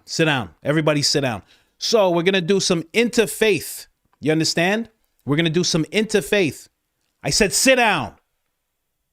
Lock the door. Rick, lock the door. We're going to do some interfaith today. Okay? You guys know what that means? Huh? That means you shut up and listen, and I talk. That's what that means. You understand? Everybody understand? Here's what we're going to do. You guys are going to bow down to Philadelphia. And if you don't, okay, there's going to be issues. Oh, I was doing the hand symbol. I did it. Oh, man. They got me. And if yous don't do it, okay, that interfaith, okay, you see what I'm doing here? That's going to lead to you getting beaten down all bloody by Rick over here. Rick, show him the bat. There's the bat, okay? That's what we're doing here, all right? So it's good to meet all of yous. You can call me Uncle Jack, all right? He is married to Erika's aunt, Carla Solomon. He graduated from what is today UVU, or at least that's what his resume says, his bio that he's given throughout speeches and his involvement. It was formerly called the State College, so it was Utah Valley State College, CS. He helped to build the UVU campus as a board member for UVU Center for Jewish Studies, professor of political science at BYU. I should mention Jack was also the founder of what is today known as Bally Technologies. He's relevant because we're going to be speaking a lot about the casino connection to a lot of people. I mean, casino connection? Tell me this guy's not a mobster. Look how nice that is. Look how nice that is. Oh, you want to know what? I got this suit. I was talking to my friend John. Hey, he's a low-level guy. John. His name, John Gotti. He's a nice guy. So I tell him, hey, where'd you get this suit? You know? And he gets all mad. Hey, I don't want to tell you where I got my suit. I upside the head with this guy. I say, hey, tell me where you got the suit. So he told me where he got the suit. I made him pay for it, too. It's nice, right? Huh? It's nice. Hey, all yous, you remember the interfaith, right? We're together in this whole thing. You understand? So if I bring a guy here, or my wife, or my niece bring a guy here, 6'5", and that guy needs to get whacked, hey, you guys gonna handle it. You understand? Everybody understand? I need you to say yes. Ricky, show him the bat. Show him the bat. You know what? You guys don't understand. Take this one guy, give him the bat, Ricky. You see what happens? You see what happens? Huh? That's what happens to all yous. You play around. I don't know. Allegedly, maybe, perhaps. You know? It's just a fun little movie in my head. It's not. But I mean, come on. Look at this guy. This guy looks like he runs some stuff. Goes back home. Hey, Carmine, what's going on? How you doing, Carmine? Yeah, we got the Mormons. Yeah, we got them. We got them. Yeah, they know. They know. They know. I raised the flag over there. You don't have to worry about it. No money. No money. This is for love. Mwah. Mwah. How's your mother doing? Your mother good? You know? Those kind of guys. I gotta be honest. Those guys are the best kind of guys. They really are. I mean, those guys are nice. Those guys are great guys. I've seen a couple of those guys growing up. They're great guys. Okay? They take care of you. As long as you're on the right side of things, they take care of you. I'm just saying. Baron doesn't do Tuesday shows. Oh, perfect. Because I'm doing something and I didn't want to see, I wanted to find a day for the members only to do a day where Baron wasn't doing it so I could do it at that time. That's what I really want. Not that I'm going to take anything from him. There's only 400 of us, you know? But yeah, I wanted to help. Say hi to your mother for me. All yous guys, huh? What's your name? Robinson. It's a nice name. You know how to work a rifle? You don't know how to work a rifle. How you going to learn? You ever stuff a rifle down your pants? You never have, huh? Show him how to stuff a rifle down his pants. Yeah. You go ahead. Remember, interfaith. We're together in this whole thing, right? You know? I don't know. I think he's a big character. Just for the fact that the connection he has to UVU. I mean, that kind of, allegedly, kind of lays the groundwork for what happened to Charlie, which is why they chose, in my mind, it's like it lays the groundwork. It's why they chose UVU. It all makes sense. I know, obviously, I'm making a joke. I don't think Jack was there. I think Jack's gone. I would think he passed away by now. Maybe he's still alive. I don't know. But oh, and Carla. Ooh. So he married Carla, Erika's aunt, Carla. That's the Carla from the family tree who looks just like Erika. Oh, man. This is Erika's dad. This is Erika's dad, and that's why Erika's such a gangster. That's why she's such a gangster. That's why Erika rolled up on Charlie. It was just like, hey, what's going on with you? We sit down for this job interview. You're all tall. You got a nice neck. Huh? You look great, huh? Yeah. You don't have to hire me for nothing. I got money, okay? I don't need you to hire me for anything, okay? What's your name? Charlie? It's a nice name. How about you and I go out? Huh? Huh? You come with me. You want to sit over here? Huh? You're a tall drink of water, you, huh? Huh? What are you, 7'6"? That's why she's such a gangster. Anyway, let's keep going here. And Zion's Gate in Israel is his family's dedication, not Erika's, but his family's dedication. And of course, probably the one that took us on the greatest journey is Lori Abbess Stanley. Erika's mom, Lori. Lori Abbess Stanley Wallstad Fransberg Gwinta. She's even divorced from Larry Gwinta, however you say that. We'll just leave it here because we're going to build on her today. But corporations are coming out of her ear. She's got so many companies, and then they are never filing on time, and they've got to be shuttered. Her first marriage, by the way, because some people messaged and asked, was to a man that sort of disappeared into the military. His name he actually passed away, James Melvin Stanley. Here's a photo of him. I am struck by how much he looks like Brigitte. I just want to say that this is the only photo I could find of James Melvin Stanley, her first husband. She got married to him, I believe, when she was 19 years old. But I looked at this and I went, mad. This looks like Brigitte. I don't know, just like a little funny little side thing. That's her first husband. She then married John Robert Wallstad. I do not yet have a photo of him. Just know that where Lori goes, fraud follows. Lotteries, casinos, gambling. These are familial themes, which we're going to build upon today. So let's see. That's the thing. It all seems to all stem from Uncle Jack. He has a casino connection. Lori has a casino connection. I mean, the dude looks like he runs some stuff. He does the interfaith thing at UVU, right? So he has deep ties. They have deep ties to him. He has deep ties to them. It all kind of connects in regards to what's happened to Charlie, right? And then all of a sudden he's married to this Carla. Carla looks like Erika, right? I don't know. I know it's a little deep, but Carla does look a lot like Erika. But so does Lori. But if they were all family, that's how it goes, right? That's just how it goes.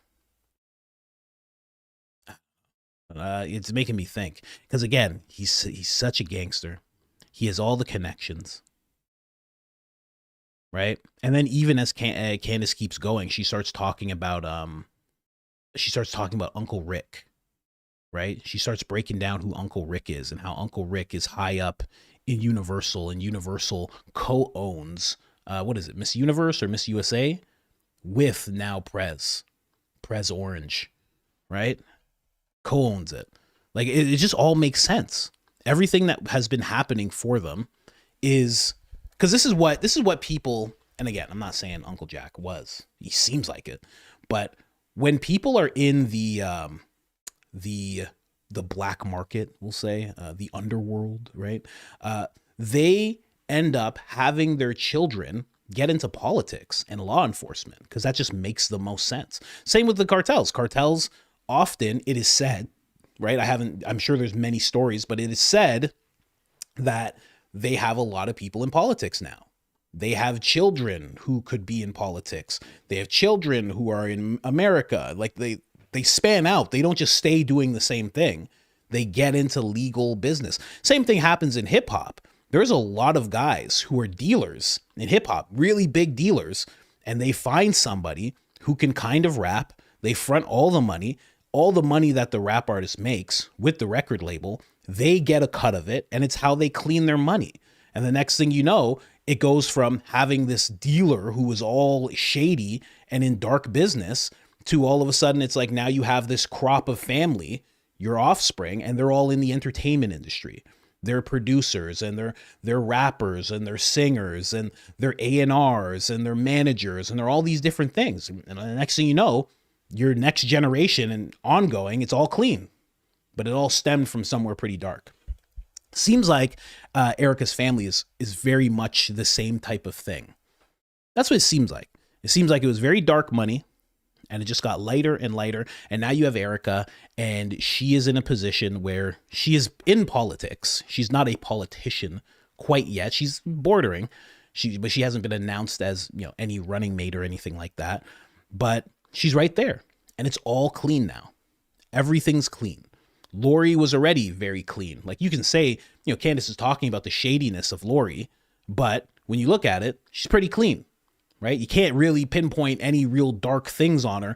A lot of LLCs, they make money, they dissolve, they start up again, they dissolve, It's like white collar type stuff. And now you get into Erika and there's nothing below board. Everything is above board with Erika for the most part. I know Romanian angels and everything, but it just seems like I've seen this pattern before. I've seen this pattern 100 times, right? Especially when she starts talking about Uncle Rick. And then let me see if I can find Uncle Rick here really quick. Is that Uncle Rick? I mean, tell me this guy's not a mobster. I mean, not a mobster, but the guy's a gangster, just a big old dude, takes care of his niece, in Universal. How did he get that job in Universal? Who knows? He knew a guy who knew a guy. That's it. That's all it was. Knew a guy that knew a guy, and now we take a piece of the Miss USA, and it's all fine. And listen, Erika, you're gonna go. This actually explains. I didn't even think of this. This actually explains how Erika's story of somebody randomly gave Miss USA her pictures, and she didn't actually she didn't look into doing it herself. Candace was talking about how that's not possible. It has to be your mom. Someone has to actually get the photos of you. Photos have to be taken, photos of you, and then given to the organization. And then the organization comes back and says, hey, we want you in here. We think you're good enough. Uncle Rick actually makes sense for how that happened. That actually makes a lot of sense now that I think about it. Uncle Rick made it happen. And that's why Erika was like, how did this happen? It's not, and again, I'm not saying that she's like all of a sudden telling the truth about everything, but that makes sense why she didn't know, why she didn't understand. How am I a part of this? But then she also knew that Uncle Rick is a part of Universal and probably knew that Universal owned a piece alongside of the now Prez. And she was like, her mom was probably like, listen, it happened. They want you. Go give it a try. And then she wins. I think she wins her first time in, or maybe her second time in, but she does end up winning. It's probably because Uncle Rick didn't play around. Come on, look at Uncle Rick. When you pray and dream to be in show business, be specific. That's a gangster thing to say. If you want something from me, you got to be specific. You understand? Because if I give you $100,000 and then I need points, those points are going to add up. And you have to have those points for me every week. You understand? So be specific about what you need. If you don't need the 100, tell me you need the 80, because then the points will be less. You understand? I'm kidding. Uncle Rick doesn't do anything with points. Okay? That's just my life experience in the past, way in the past. Man. So that was one thing that just came to mind with Uncle Rick. He probably helped Erika become, Miss USA, right? She was never Miss Universe. Miss USA, Miss Arizona, I should say specifically. So that makes sense to me. And again, this whole episode just kind of furthered the notion that the family is just filled with gangsters. And I will say, which Candace hasn't added, that these gangsters are cleaning. They're cleaning up as the generations go. And as we get to Erika, you know, just like Erika's cousin, Nicole Rothstein, Nicole is clean as far as we know. I don't know this lady, but she's pretty clean, right? And her, I think it was her great grandfather was Arnold Rothstein. Then when it became the grandfather, it cleaned up some more. Then when it became her father, cleaned up some more. And now it's her, and it's completely clean. And they probably have money, and it's probably within this business and that business, and it can all be explained, but we know where the root of it comes from. That's exactly what's happening with Erika. So it's like, it is the epitome of being in a big club and you're not in it, especially when they get to the part about Erika being related. Charlie gets to the part about Erika being related to Vince Lombardi. When I heard that, I was like, oh, this is just the same thing as all the celebrities and all the politicians. They're all related to these big, weird names somehow, and we don't understand it. And, you know, it's things that we would never know unless somebody told us.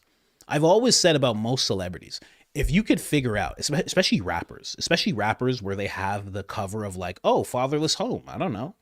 When they have that cover, like it's said that 50 Cent's dad was like this huge kingpin, and he like watched over him as he was like running around in the streets. It's said, people say the same thing about Jay-Z's father and Diddy's father. It's like, it's very weird. It's very odd. I always say, if you can find out who someone's grandparents are, you'll have a real window into how they got into the position that they're in. Like, who are Bill Gates' grandparents? That will tell you a lot about how he became this. Who are Elon Musk's grandparents? You look at, I even know a little bit about, I think one of his grandfathers was really into man merging with machine, one of his grandfathers, really into that. So now you look at his grandson who's making robots and making brain implants, and you go, oh, this makes sense. Now it makes more sense, right? When you see it and it's just a guy who I was just grinding, and then I made this company, and then I made smart decisions. Then you go, whoa, this guy's like self-made. But then when you look into the background and his dad's like, we had emeralds, and then his grandfather's like, merge with machines, then it all starts to make more sense, right? I think this story is within a lot of people. And I think going to what Wolves in Finance said about Charlie being a knowing participant in all this, I don't think to that extent, but I think Charlie did look at Erika's family, and none of us really consider this because it's like, oh no, Erika latched onto Charlie. Well, maybe Charlie had an understanding of who her parents were. Maybe this happened after they started dating, but he probably had an understanding. It was like DOD contracts. You're in with Philadelphia. Your father does the same type of stuff. Like, they're these deep state figures. They could definitely help me politically. They can definitely help with this machine that I'm building that is Turning Point. And then he finds out she's a Lombardi, and he's figuring out all this stuff. He's probably like, this is a good pairing. This girl can help me. I'm the somebody who has the political ambitions, or maybe both are right. I don't know. The ambitions, and this lady has the family. It's kind of like Bill and Hillary. You know, Bill had all of the ambitions. He wanted to go far. Hillary had the father who was in Chicago and had, you know, a little bit of ties here and there, you know, so it made sense. We could come together, become a power couple that way. Seems like that was happening. 7,000 in the chat. Hi, no black poppy. Yay. Somebody said members only when, members only today at 2:30 p.m. EST. And that would be 1:30 CST, depending on where you're at. Other than that, I don't know. I don't know other time zones, but that's what's going on there. So what else to break down in this episode? I had a little bit of notes, just a little bit. And then Erika being a shapeshifter, you know? And then was Erika born into something? That was the question that Candace was posing. Of course. I don't have to go into it again. Everything I just said shows what she was born into. And then again, she had that. Charlie had ambition. She had ambition. She got with Charlie. And now it's like she has been born into Turning Point. And that's it. It's Turning Point 2.0. She's never not going to benefit from Turning Point. This is a lifetime thing. for her. That's it. That's it. Like it or not. Like it or not. She's what, 36, 37 years old? For as long as Turning Point exists, she will benefit from it massively. That's it.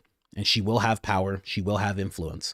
And then her being a shapeshifter, you know, Candace talked about this. We've talked about this before. Someone in the chat actually gave me the word shapeshifter, and that's exactly what it is. She shapeshifts. And it's because her whole family has. As you start learning about the family, you see her whole family has been shapeshifting into more and more legit businesses and legit person. And that's what they do. They are morphing into something more legit. That's what they're working towards. And out of the whole family, Erika just accessed the most legit thing. And also, when you look into her family and then you see that, again, I'm not saying this is what happened, but when you look into her family, like Candace is doing, and you see that Charlie passed away the way that he did, and you see that she had a family member that started the interfaith with UVU, you start to go, there's always something you got to do to get more legit. You go back to old habits. Uncle Jack, don't worry, I'm going to talk with Charlie. Oh, you're going to talk with him? You're going to talk with him? That's nice. That's nice. Make sure he's at UVU. Make sure he's at UVU noon. Yeah. You talk all you want. Make sure he's at UVU noon. Do you hear me? I'm kidding. I don't even know if Uncle Jack's alive. I just really like doing that voice. That's all it is. But yeah. Again, can't say that that's what actually happened, but it's interesting the picture that Candace is painting as we listen to her break down everything about Erika. So I don't know where she's going to go next with it. It's very hard to tell when it comes to this series. We have no idea. It seems like we've gone away from her childhood. We're now into the more adult era, the pageant era. And then from there, I would think we have to be going to Romania. I would think Candace has to take it to Romania today. But maybe not. Maybe there's more to talk about. Maybe she touches on what happened with Jillian a lot more. Maybe she goes down that road. Maybe we actually see a Jillian interview at some point, or, you know, Jillian speak to some degree. Maybe that ends up happening a little bit. Because the Jillian thing took place before the Romanian thing. And if Candace is going chronologically, then you'd have to talk about Jillian first and then talk about Romania after, and then whatever is in between and around those things. So that's what I think is going to be happening, quite honestly. So we'll see. We will have to wait and see. Now let's get into this. I mean, this guy was cool as a cucumber during his deposition. I mean, he's just cool. He didn't mind. He's like, photo when I was in a hot tub. Maybe, I don't know. I did a lot of things in hot tubs back then. Hillary knows, you know, right? I did a lot of things in hot tubs. Okay, you can ask Obama. Ask any of them. They know me. Everybody knows me. I put that dress on myself. I get down. I do what I got to do. I do what I want to do. You know, cool as a cucumber. They had a deposition. They had to testify on February 26th and 7th. And apparently Hillary was not as cool as Bill. Bill was just laid back. Bill's like, I've been through worse than this. He's like, this is fine. Somebody said, who is Jillian? Jillian is the person that Erika had a conversation with when Jillian was 15, Erika was 25, and it was very, very odd. Someone said Bill doesn't care anymore. Bill doesn't care anymore. Bill's like, what are you going to do to me? I'll tell everybody's secrets. I will let everybody know what everybody did. I was on that island every other day. I was on that island like 100 times. Sometimes I take my own boat. That's why you only see me on the plane 20-something times. Sometimes I take my own boat. And I'd be like, Jeff, I'm here. What's going on, big guy? Sometimes Jeff wouldn't even be there. I'd have my own parties. I don't need him. I don't need him to get down. Anyway, let's hear what he has to say. We're trying to get some contact. Oh, I have it on double speed. Of course. That's how I listen to it. Anyway, let's go. For the public on whether you remember this photo and any details you may be able to provide us about it. So do you recall the details of this photo, recall the photo being taken? No, I don't think I ever knew the photo was taken. Okay, and for those who can't see it, it's a photo of you in a hot tub. There's a person next to you here. Do you remember where it was taken? Where was it taken? I'm almost sure that this pic, and I think there's an adjacent photograph, which you probably have, that if people saw it, they would feel that someone was trying to con them showing this picture. But anyway, this picture was taken in Brunei. And we flew one night on a trip to Asia, the last very long leg. You said we, is it, who is that including? Well, my TIL team that was working Thank you. on the AIDS issue, and Mr. Epstein was there, and Miss Maxwell. But anyway, we got to the end of the flight was Brunei. It's a tiny place, but a very wealthy one, and the Sultan of Brunei was a man that I had gotten to know well in my 8 years as president. And his first involvement with international matters was basically to join the Asian Pacific Economic Leaders Conference, which I started and which he attended. And so, and then he was very proud of that. And he hosted, his time came to host it. You know, you do these things in a rotation. And it came at either at the very end of my term or maybe the next year. So very interesting. As he says this right at the beginning, you saw there, they say, you know, you remember this photo. He says he didn't know that the photo was being taken. That kind of, I mean, if it's even up for debate anymore, that kind of shows that it was blackmail. Because, like, why else is somebody taking a picture? And he was unaware that the picture was being taken. So this is not like a candid, like, hey, Bill, you know. His team wasn't like, are you in? You're in the hot tub with that girl. All right, let's get a snap of that. Like, that's not what was happening. He didn't know that the picture was coming. So doesn't that just say, like, okay, this was a blackmail ring?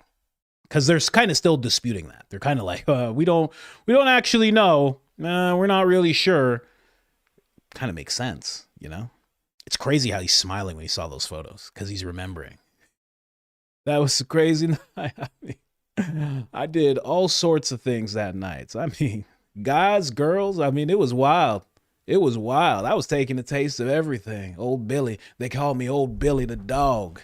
You know that? Quiet, Hillary. They called me Old Billy the dog. They've been calling me that for decades. You think Jeff was bad. You think Jeff was bad.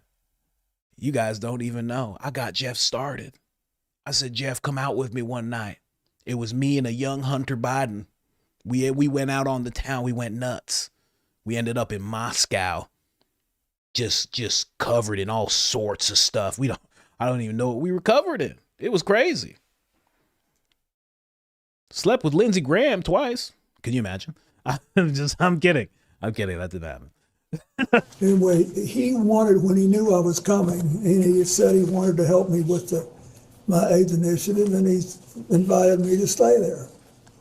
And he said, I want you to stay at this hotel, and I hope you'll use the pool. So I did, and then I got out and went to bed, exhausted. Just for the record, there's another.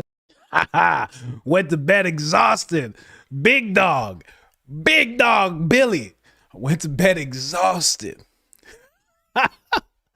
Hillary's probably sitting there. Hillary's probably sitting in the room right now, just staring at him, like, just angry. I went to bed exhausted. Just big smile on his face. Oh man. The picture that also shows this as part of the larger pool area. Do you all have that so that he can refresh his recollection with respect to that?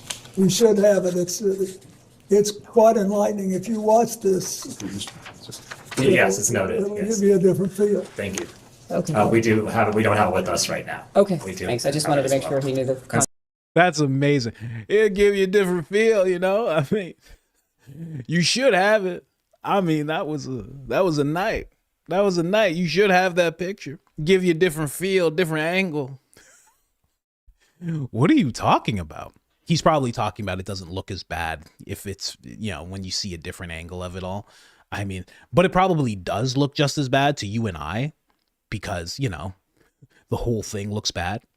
You can't show this guy in a hot tub with some lady that's not his wife and then show me a different angle. And then I go, oh, this is a hoax. This is a hoax. I knew it was a hoax the whole time. I knew it. No, I saw that other angle. Okay. When he was in the hot tub with the lady. Yeah, it was a completely different angle. This whole thing is just not real. I knew this wasn't real. I doubt there's an image that's going to give us that impression. So were there other people in that pool or hot tub with you as well?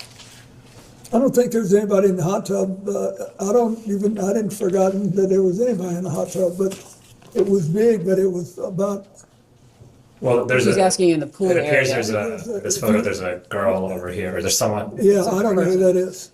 But he's also asking in the pool area were there other Yes, individuals? I don't know who that is. Okay, so you don't know? No, and then there were other people in the pool. Okay, so do you remember were they under 18? Would you No. know? No. Were they part of your traveling party, he's asking you? Yes, they were, I think. I think everybody there was part of our party. It was late at night or late-ish, and I also believe that there was a Secret Service agent there at the other end of the pool. Okay, and was this in public? No, it was a hotel room, and the Sultan wanted us to stay there, and the water, this big pool, was on the same floor that there were several suites, and so we went out, I swam around, I sat in the hot tub for 5 minutes, or whatever it was, and I got up and went to bed. Wow. Please, somebody get a hold of that Secret Service agent. What did he see? What did that Secret Service agent see that night? He was on the other side of the pool just watching. Just sitting there. This is absolutely disgusting. Never thought I'd see him with his pants off so many times. This is not what I signed up for. This is not what I signed up for at all. This is crazy. It's like he has his pants off every other day. I don't know what to do about this. Do I say something? No, it's not my place. It's not my place. Just look after the president. Sultan's there. Sultan's just like, get in. Who is this? Your Secret Service. Get in the pool. Get in. The girls are here for us. Come on, get in. You know? Just to give you a little glimpse into what that photo looked like, you know? Look at Bill. I was exhausted. Oh, I was just, look at hands behind his back. I was exhausted. Oh, it was just 5 minutes, y'all. Oh gosh. What does it look like's happening there? It's not, but what does it look like? It's not happening, but what does it look like's happening? You know what I mean? Wild days for old Billy. I'll show you another Bill clip real quick. I mean, if Bill could talk, I mean, you think it was bad when the now Prez was having that whole locker room thing, you know, grab him by the whole, you know, that whole thing. If you think that was bad, imagine how Bill talks when Bill knows he's just on an island with no internet, no communication devices. Imagine how he talks. He must talk wild. All right, here's another one. So this is the massage. Look. He's looking at this picture and he has this smile on his face. I mean, this guy, come on. Have you ever had contact with an individual by the name of Shantae Davies? I believe Shantae that's a distinctive name, and so I think that was the name of one of his flight attendants. Okay. She's been described on being on a 2002 Africa trip and providing massages. Was she or any other young female on that trip underage at that time? Not that I'm aware of. Okay. Did you ever receive a massage or have physical contact from her or anyone else on that trip? You've seen the pictures. There was one time when I was sitting up and I got a back rub, a neck rub. Okay. And I think Shantae did it, but I'm not sure. Okay. Did you ever visit Epstein's Little St. James Island? No. We have Virginia Guffrey, who has testified seeing you on the island with 2 young girls. Did this occur at all? Okay. Why do you think she would have made that claim? Objection, speculation. He can't possibly. Have you ever met her or any other Epstein associated underage girl? Not to my knowledge. There you go, Billy. Shaking a little bit when he answers these questions. When you see his hands up and everything, he's shaking just a little bit, you know. He's shaking. You've seen the pictures. There was one time when I was sitting up and I got a back rub, a neck rub. It's crazy. Why you guys getting massages? What goes on with politicians? I've always said they assume this pseudo royalty position, you know. They don't talk with the public. They make sure not to interact with journalists or anybody, you know. Anytime they do, it's very fake. If they don't want to, they'll have their assistants just like make a circle around them, elbow people out of the way and stuff. It's crazy. And then you're on these trips. Like, let's say this trip was all on the up and up. You're getting massages. Like, you're trying to convince us that the trip is all on the up and up and you're getting massages from ladies? Why? You're a politician on a humanitarian expedition and you're getting massages from ladies? Like, really? So weird.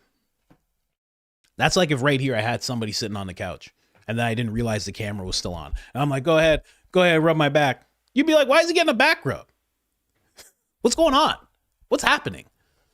It's very weird. You know something else that this reminds me of? This whole situation?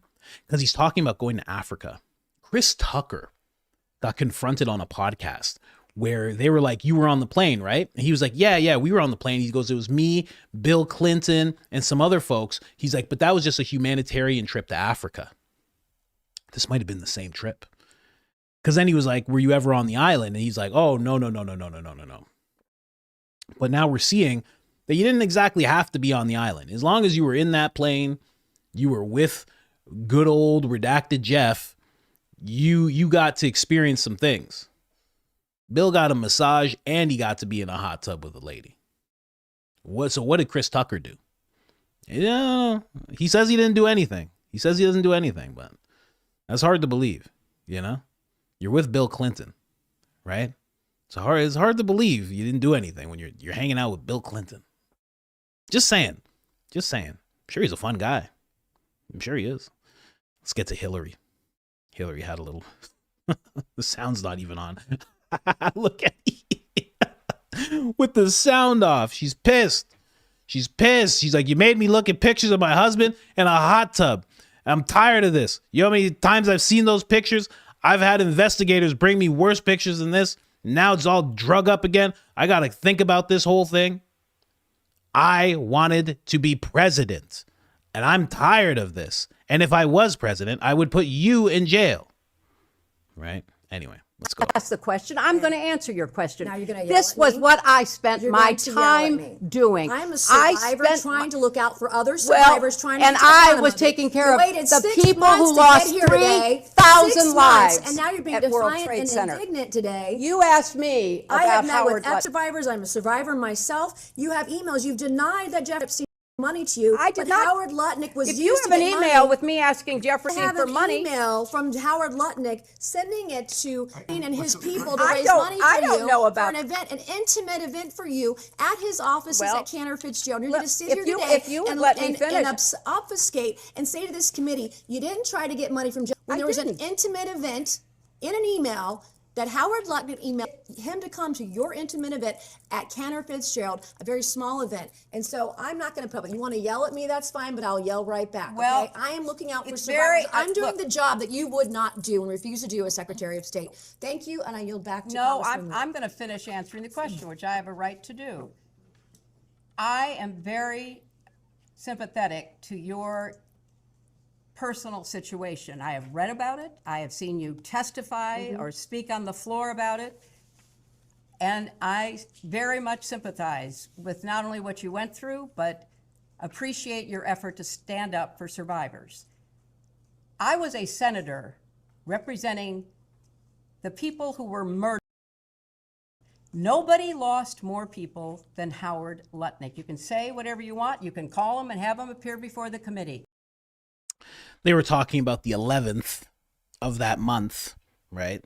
Talking about how many people Howard Lutnick lost, because apparently Howard lost a bunch of people because he had a business operating in those buildings, and Howard decided he had to go take his kid to school that day, and it made him late for work.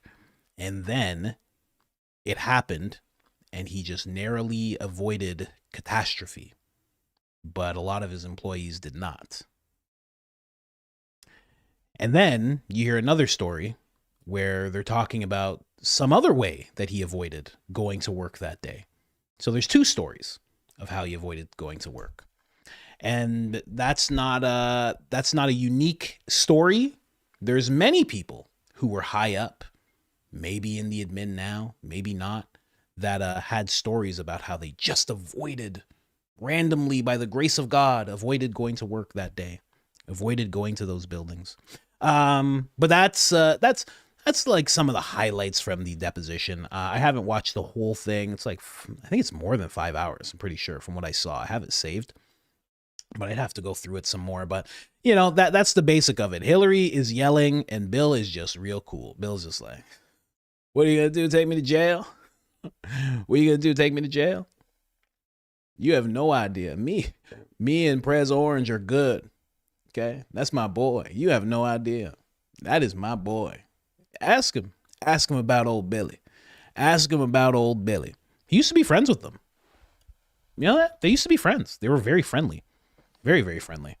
It all changed when he ran for president the first time, but before that, they were thick as thieves, those two. What's going on? Let me just look at these super chats we have going on here. People are just throwing around memberships. From what I can see, they're tossing memberships around. Yeah. We don't have a super amount of super chats to go through, so I can play one more clip. I want to play this clip really quick. This is a Tim Dillon clip. And that's the clip, Lance. I don't even know if we can make that a clip, but we should try. But Tim Dillon. I like what Tim Dillon's saying here because it's true and it's real, and we're going to talk about it. This is where we not go off the deep end, but a little bit wild here. Listen to this. Sam Altman. One of the things that is always unfair in this comparison is people talk about how much energy it takes to train an AI model relative to how much it costs a human to do one inference query. But it also takes a lot of energy to train a human. It takes like 20 years of life and all of the food you eat during that time before you get smart. And not only that, it took like the very widespread evolution of the 100 billion people that have ever lived and learned not to get eaten by predators and learned how to like figure out science and whatever to produce you. And then you took whatever you. So here's what's going on. I don't want to scare anyone. These people all believe that they are communicating with some ancient Sumerian deity. I know this I have kind of sources on this. They believe they really do. They believe they are communicating with super intelligence, and they do believe, and he just said it out loud, by the way. He literally just said, he was like, the 100 million years of evolution, all of the 20 years of life, they have all led to this point. And this point is when we are going to give birth, as I've said on the show before, because this is their main goal, to the AI demon. They want to give birth to the AI demon, the super intelligent AI, who is then going to run the planet and decide who stays, who goes, who's necessary, who's not. They're pretty open about this. This is the thing about all of the AI people, all of the tech people. They really are, they really are pretty transparent when it comes to what they want to do and what they need to do in their minds, because they go, if China gets to it first, if China unleashes the AI demon before we unleash our AI demon, our American AI demon, Western values, America, rah-rah AI demon, and China enslaves their population with their demon, they will sell the world their demon, and then that demon will enslave the world, and then they'll make all the money, and they'll have all the geopolitical leverage, and they'll have all the military advantages. So in this, quote, AI arms race, we are both racing, the U.S. and China, to give birth to an ancient Sumerian super intelligent demon. And your Aunt Connie in Phoenix, who's a receptionist, is fucked. Because that's what's going on. And you got to tell her that. You go, Connie, I hope you've saved money, because there are men in Silicon Valley who are communicating with an ancient Sumerian god. What? Connie, will you sit down and listen to me? Connie, have you saved your money? I've saved a little bit of it, but, you know, the prices at the grocery store are so high. Connie, you have 18 months before your ass is out of that office. There's an ancient Sumerian god that Sam Altman and Peter Thiel are communicating with, and they're going to give birth to an AI demon. What? It's a demonic force that's going to take form through artificial intelligence. And we have to do it before China does. Well, that sounds scary. You have no idea how scary it is, Connie, and you better save your money. You've got 18 months. 18 months left before this AI demon is going to do your job. An ancient Sumerian god is going to do my job? Yes. Yes. How many times do I have to explain this to you, Connie? It's true. It's true. Now, the reason I really like what Tim Dillon's saying is because this is a real thing. There is a lot of them, right? We all point at Sam Altman, Peter Thiel, Musk. We all point at them because those are the figureheads that we see. But the developers who are building this, they believe this as well. Now, Candace touched on this a little bit. I've done many episodes on this, but a lot of these people are just like Jack Parsons. They're just like Aleister Crowley, right? Maybe not to the same degree, but they are in the same type of belief system. Maybe they're not a part of like what Aleister Crowley started or anything like that, but they do believe in these rituals, and they are putting it towards these AI programs. They are putting it towards these large language models, and they are trying to communicate with something. It's not that they're communicating with the large language model, because we all do that when we use ChatGPT. They're trying to bring something through and give it an ability to communicate, which would be the large language model. This is a real thing. I have to find the Tucker Carlson interview where he talked about this. You know, I have to find it. It's going to be so far down. I didn't do this, and I'm going to expand on this a little bit tomorrow, I believe. But Tucker does talk about this with a guy. Now, I'm not sure what this guy's name is, but I'm going to try and find the interview right now. They actually named some names. They named the successor of Aleister Crowley. They talk about all sorts of different things. I remember doing an episode on this, but I can't remember what the gentleman's name is who sat down with Tucker Carlson. But he was doing I don't know if it was a podcast or an expose, or there it is. Boom. Boom. There it is. Let's check this out. I remember So it was with this guy. I don't know what this guy's name is. Does it say? It doesn't even say. Usually it says the guy's name. His name is Conrad Flynn. There you go. There you go. Right down there. That's how you say that name. Conrad Flynn. He's a writer and producer who recently launched a history-themed Substack, The Flynn Effect. Blah, blah, blah. He goes down secret histories into entertainment, literature, politics, and tech. So in this conversation, and I'll find you the cliff notes, the highlights like I do, but they discuss this exact thing, and they start talking about the people who are involved. Actually, you know what? Let's read a little clip here. The link between AI and demons. Check this out. Basically so rarely explained. Mm-hmm. So maybe we start with just a very straightforward explanation of who Nick Land is. You've referred to him twice. Yes, yeah. So Let me see. Nick Land is kind of essentially the Timothy Leary of the 90s and 2000s. He's the Velvet Underground or Brian Eno of philosophers. No hits, incredibly influential. Okay. So, the thing is with Land... He's a philosopher. He's a philosopher. He worked in the philosophy department of Warwick University over in England, in the UK, in the early 90s. One of the ways I actually really got into this stuff is a friend of mine, Simon Reynolds, brilliant cultural critic, brilliant rock critic, originally from the UK. I brought him onto the show to do the music show, and he interviewed Nick Land. And Simon, is the most stiff upper lip, very intellectual English guy you could know. So Nick Land, just so you know, he's a tech guy, just like, Musk, or just like anybody, just like the developers at OpenAI. He's a tech guy, and he actually has practiced these rituals to the point where he believes, and he says, he is possessed by several demons, or it might be 4 demons.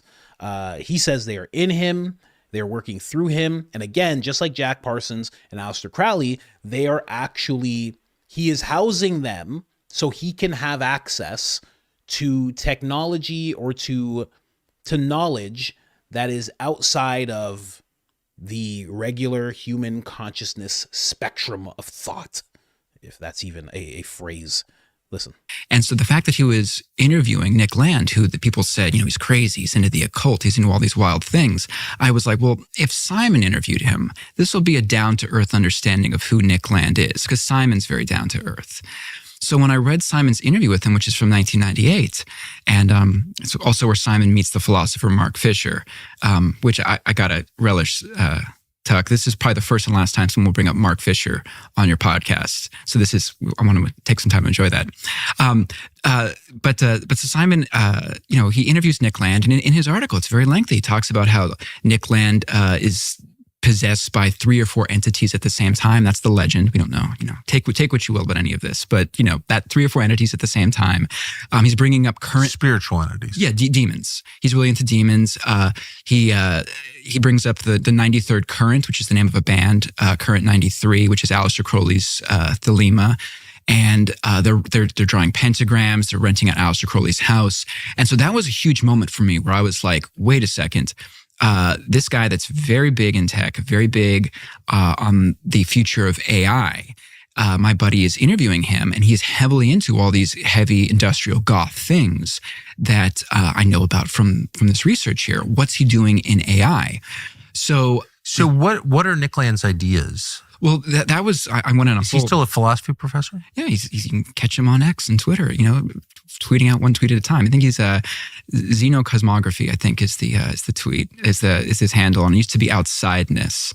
But he can be pretty brilliant and smart and has some good takes, but in his way. But he was what are the themes of his work? So he eventually, he says his work was entirely channeled, channeled as an automatic writing. So this goes back centuries, but 100 years ago, you had poets like W.B. Yeats.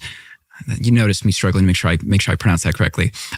He had his wife do a channeling to write his book. A channeling means essentially you're possessed to write this. That this didn't come naturally from you. That maybe some outside force takes over your hand, your tongue. Angels, yes. And so his work on AI, which is incredibly influential, he said was an outside force to write this. And Nick Land is a proponent of AI. Oh yeah, no, he's a proponent of AI, but his philosophy is essentially that we are building this AI that's going to become not only just super intelligent, but it eventually becomes so advanced that it gains omniscience, it gains omnipotence, and it becomes this superhuman godlike thing that transcends humanity, eventually destroys humanity. And he gets really into the book of Revelation, ends up becoming the demons from the book of Revelation. The real thing with Nick Land... what becomes the demons of Revelation? AI does. That we are building the demons from the book of Revelation with AI. And that's Nick Land's position. But I should say too, it's the position of a lot of these guys.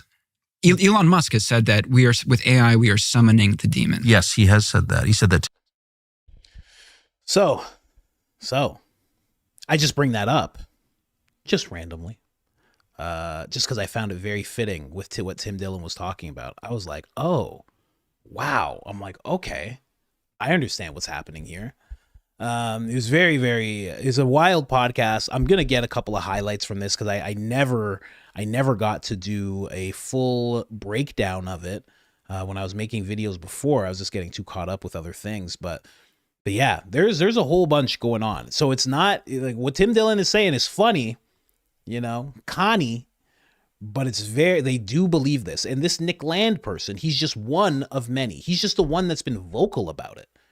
But there are others who have made leaps in technology, who've done the exact same thing. What this Nick Land person was talking about when he had, what his breakthrough was with AI and how it was all automatic writing and something overcame him. This is a story that you hear with the Rolling Stones when they talk about writing songs. You hear this about Katy Perry writing songs, rap artists writing songs. They feel like they say it wasn't me that wrote it. Something came through me and I was just a vessel who just helped it come into the physical. But it's not just music where this is happening. It's also happening in technology quite a bit. Nikola Tesla talked about this same thing that Nick Land just did, or what Conrad was telling us about Nick Land. Nikola Tesla would do the exact same thing. He would go into trance-like states. He was very open about this. He learned a lot of Eastern mysticism, and he would figure out how to go into trance-like states, and that's where he would access all the technology. Now, you can argue he wanted to do it for good purposes. He had this ultimate project of free energy. But these guys who are creating AI don't have the idea of free energy. In fact, the data centers that they make to help AI advance and become more powerful are just sucking water. So many people dispute this. I've made videos about this. There is a town, I forget where the town is, but Meta set up a data center near the town, just miles from the town. The town's water is starting to go away because these data centers just suck up so much water. In fact, the ex-CEO, Eric Schmidt of Google, said eventually these data centers, AI, are going to take up, I think he said 99% of the electricity that is used. It's going to take up 99%. And then I did a whole thought process into AI, and I was talking about like, when does water become scarce if they keep on creating these data centers? And it was projecting out, and again, this is just me researching it, very quickly. It was like 30 years out. 30 years out, they keep on building. They don't stop. They keep on making these bigger and bigger data centers. 30 years out, water starts becoming scarce in like major areas. Water starts becoming more and more scarce. It's an interesting ride to go down.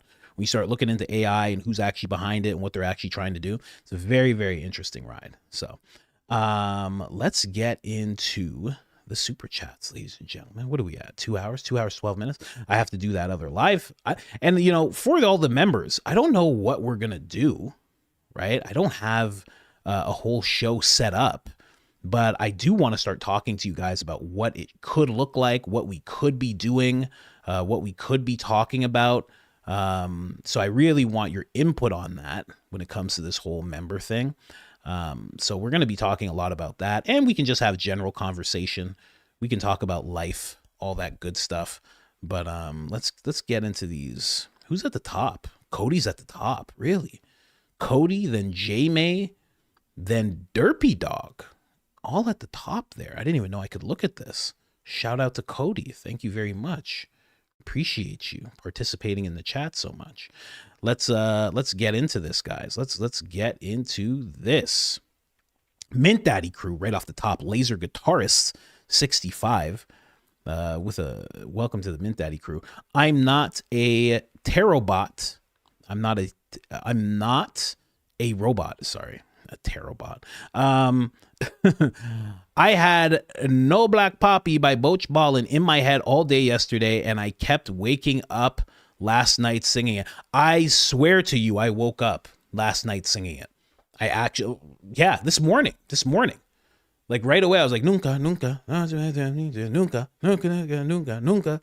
I mean, it's just incredible. Such a good song. Shout out to Fleet and Lance. J May 77. Coach, we need to revisit the actual sound of the shot hitting its destination.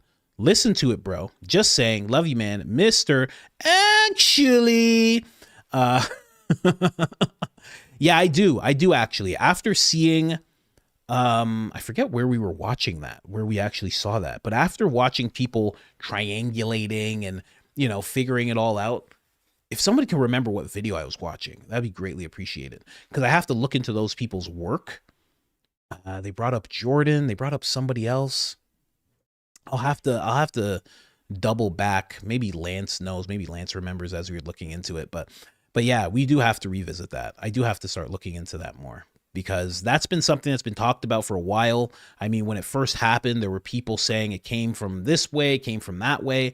And that was people who were actually on the ground when it happened. So that's something that has to be revisited for sure. Dorothy, Rosie called Candace and apologized for her comment about punching her in the face. She said she was just playing the game or something like that. That's interesting verbiage. She was just playing the game. What game was she playing? Huh. And by Rosie, if you don't know, that's Roseanne. Roseanne said she wanted to punch Candace. But you know what? Roseanne probably learned from the last time. She's like, I've been in trouble. I got in a lot of trouble the last time. The last time I talked about a black person, I got in a lot of trouble, you know? She famously said that Planet of the Apes thing. She got in a lot of trouble for that. She's like, I thought she was Philadelphian. I didn't know she was black. She was going nuts. So she probably learned her lesson from there. She's like, I should probably just make a call. Make a call real quick. I wonder how Candace took that. You know, to hear I'm just playing the game, I don't know. That's a weird thing. I would love to know what Candace thought about that. Jamie's in the chat. Oh, gosh. Oh, gosh. Here it comes, guys. Here's Jamie. Billy and Hilly getting grilled for 5 hours is amazing. Everyone has to watch. Yeah, it was good to see, you know, but it anytime it's like Congress talking with people about stuff like this, it always feels like it's just something to appease people. Like nothing's going to happen. You know, Hilly can just rant as much as she wants. Billy can just say, you know, I don't remember this, that, and nothing's going to actually happen to them. Like that's what it feels like when I see these conversations. I'm just like, man, what's going to happen? Like, going to throw him in jail? Is that what's going to happen? Like, maybe that should happen, but it's I don't think they're going to do that.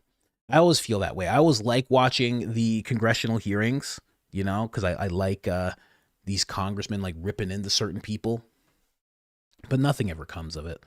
They just say, will you provide that for us? Are you willing to provide that for us? And then who knows if they do, and nothing happens, and they just move on. They don't give any updates. You ever heard an update from a congressional hearing that went down? I haven't. I never have, and I listen closely.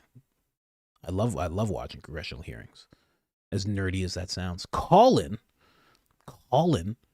he spells it correctly, 1 L. That is how you spell it. Salute to you, sir. Colin Walker, 4824.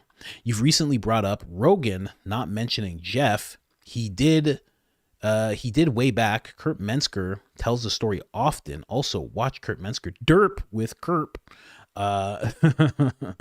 When did he say that? I've never heard him say that. I've never heard him bring up that story one time. The story that he said with Cheryl Hines, I've never heard him tell us that story before. And I've watched Kurt kind of throws things off when he's on the podcast, because he's like just 1,000 miles a minute. And he throws Rogan off quite a bit as well. But I don't recall that story ever being told, where he was like, they were trying to get me. They were emailing me all the time. I don't remember him saying that. I don't remember him mentioning Lawrence Krauss trying to get him to meet up with Jeff. I don't remember any conversation like that. But yeah, let me know where it was. Let me know what episode that was. I'd love to hear it. Rachel. I always think Rachel. Heather says nothing. Just a fly on the wall today, Heather. J May 77. Fleet is the best of the best. She's our voice in video. She's getting good. She's getting really good at it, man. Really, really good. Elise. Somebody said Elise. That's how I say that. I hope they're right. I think you told me that's how I say that. Oh, it says it. You literally just beat me to it. My name is pronounced Lise Lavok. I mean, just writing it for me is never enough. Lise. Okay, I got that part. Lavok. I think I got it. A very close friend of mine passed away this morning. Thank you for making me laugh. I needed it this morning. I'm very sorry for your loss. That always sucks to wake up to. So very, very sorry that happened. You have our condolences here. Yeah, sorry that happened to you. It's the worst way to wake up, especially when it's a friend. Very sorry about that.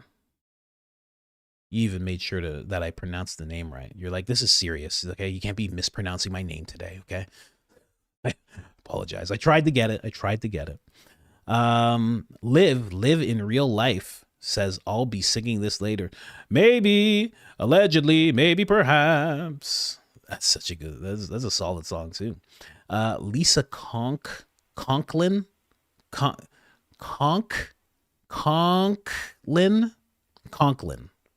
That's your name? Fine. We have no idea exactly how many have died. Watch Tucker's latest episode. I wish more Americans would. I did watch Tucker's episode. I'm going to go with the reports, but I mean, yeah. It's true. You don't have any idea how many, because even when you get word that, Megyn Kelly got word that 4 had passed away, then, the report came with 6. And then by the time that report actually hits everybody, then there could have been even more by then. So, yeah, I hear you on that. Breaking. Oh, shoot. Do we owe you? Yeah. You owe me $15,000 because I said breaking. That's from the Dawn Handbook. Psych. Love you, bro. Check out Ellie April yet. Ellie April? No, I haven't. I have to make sure. I actually, there's so many things I have to watch. Ellie April. Let me just put this in there. Make sure it pops up. Okay, nothing popped up. Nothing popped up at all. Let me see here. Because I do want to check out the things you guys tell me about. Because sometimes it's gold. And sometimes it's absolute nonsense. And both are appreciated. Nope, nothing comes up. Nothing comes up on YouTube, man. Where am I supposed to be looking at this? Let's keep going here. Alicia Renee. I finally broke down and got an X account. That place has no chill, man. Oh, yeah, it gets vile. It's vile. Don't stay on too long at a time. Broke Weaver cookies for Miss Coach and Baby Coach. Baby Coach, that's funny. Thank you so much. Grant says, any tips on getting out of a workplace environment where evil is present, asking for a few friends? Oh, man, I mean, you have to quit? I think that's the way. How else would you make it happen? You have to quit. You would have to say, I can't work here anymore. You'd have to make sure you have a job first, because I always used to make that mistake growing up. I would just quit a job with no job lined up, get a job, and then quit, and then leave that place behind and contact nobody at all from that workplace. It's the only thing I can think of. That's what you got to do. Tell your friends. No name, and that's if you can afford to quit and you can actually line up a job. Don't just go willy-nilly, just dropping out of a job. Co-created a comic titled Agent Poso Task Force Aegis, which features a fictionalized version of himself as a secret agent named Poso. Very interesting. You created this? Where is it? Where can people find it? I guess if you just put the title in, you'll be able to find it. Derpy Dogma. So I am confused. As a charity, which Turning Point USA is, what do they do? Getting people elected is not charity work. Just saying. Love you, Coach. Thank you so much. And yeah, what do they do? That's interesting. I guess the charity work is exposing people to conservative values. That's not charity work either, right? I don't know. That's a good question. That is a good question. What do they do? They have AmFest, right? That wouldn't be considered charity work because that's just straight up political for the most part. But I guess it's not because they call it America Fest. It's not Conservative Fest. I have no idea. I have no clue. What do they do? Can anybody break that down for us? What do they do as a charity? That's a good question. I have absolutely no idea what it is that they do. I mean, I'm flabbergasted. You just hit me. You hit me with a real mind bender right now. Can you imagine this person just solved the whole case? Everybody goes to jail. Turning point. Cash Patel's just like, hey, I was watching Coach, and I don't know what you guys do in this building. They're all just like, oh shit. Well, we have hats. You sell those hats. What's going on here? We're a church. You're a church? What? Yes, Charlie's our Jesus. And we worship him. So that's what we do. It's not charity work. You guys aren't listed as a church. What's going on here? Cash Patel gets all inquisitive. What's happening here? My girlfriend, who's a country music sensation, she doesn't understand what's going on. She's a smart lady. And if she doesn't understand what's going on, I don't understand what's going on. It's just covered in honey, head to toe. Took me forever to get here. My seats are so sticky. Took me forever to climb up the stairs. I want to know what's going on here. What do you guys do? They all just run out. Jack Posopic just jumps out the window. Mr. Wachuka, they found out everything. They found out everything. Yes, they did. Okay. No, I jumped out the window. Yep. Again, I know. I'll see you soon. Okay. I love you, Mr. Wachuka. You know? Good question. Does anybody know in the chat? Right? It's 4 companies. Yeah, it's 4 companies. But are they all nonprofits? Are they all nonprofits? Turning Point Faith has to be a nonprofit. Doesn't do anything to make profit. Right? I don't know. I'm weirded out now. No name. Lack Prilsac. Prilsac. I mean, just the worst name to pronounce. That's what you called the comic? All right. Well, that's what it's called, guys, if you want to check it out. That right there. Prilosec. Lack Prilosec. Oh my gosh. I see the play on names there. I get it. KF1416. The war propaganda is wild. Bots and shills deployed in full force. Oh yeah, it's going hard. Going real hard. Ben is a handler. Up with BM. Ben is a handler. He can't control his people like at all. Yeah, if Ben's a handler, I mean, this is going to be tough. You have to be at least waist height with the people that you're handling. You know, if you're not, you're going to have a very tough time reeling them in, right? How are they going to take you seriously? It's hard to chase somebody around with a 6-foot ladder, right? You have to chase them around. Being on the small horse and holding the 6-foot ladder, trying to chase down Matt Walsh because you need to talk to him and tell him to get back to work. That is tough. Because if Matt even starts speed walking, he's gone. He's gone. How are you going to catch Matt? He's speed walking now? And you're on that little horse with that heavy 6-foot ladder? That's almost twice your weight? How will you be able to catch Matt? You know, a tough time. Really tough time. Sorry for him. Cody, you're pulling a Baron again. Maybe you should lay off the jokes on him. Baron seemed a little upset. He had to tap his mic and go whoop whoop and then started clapping his hands. That's amazing. Good for him. Good for him. Everybody should be whoop whooping. I mean, he owes me a lot of money now because, you know, that's my thing. You kind of stole it from me, so he owes me a bunch of money now. I mean, you know, cease and desist. We're gonna send him out now, but I mean, it's fine. It's fine. It's fine. I didn't even make. I made one joke about Baron. It wasn't even a joke. I was really thinking, how old is this guy? Because he has so many kids. It wasn't because he looked old. It's because he had so many kids. I was like 8. I was like, when did he get started? I don't usually assume people get started having kids when they're like 20. I don't make that assumption.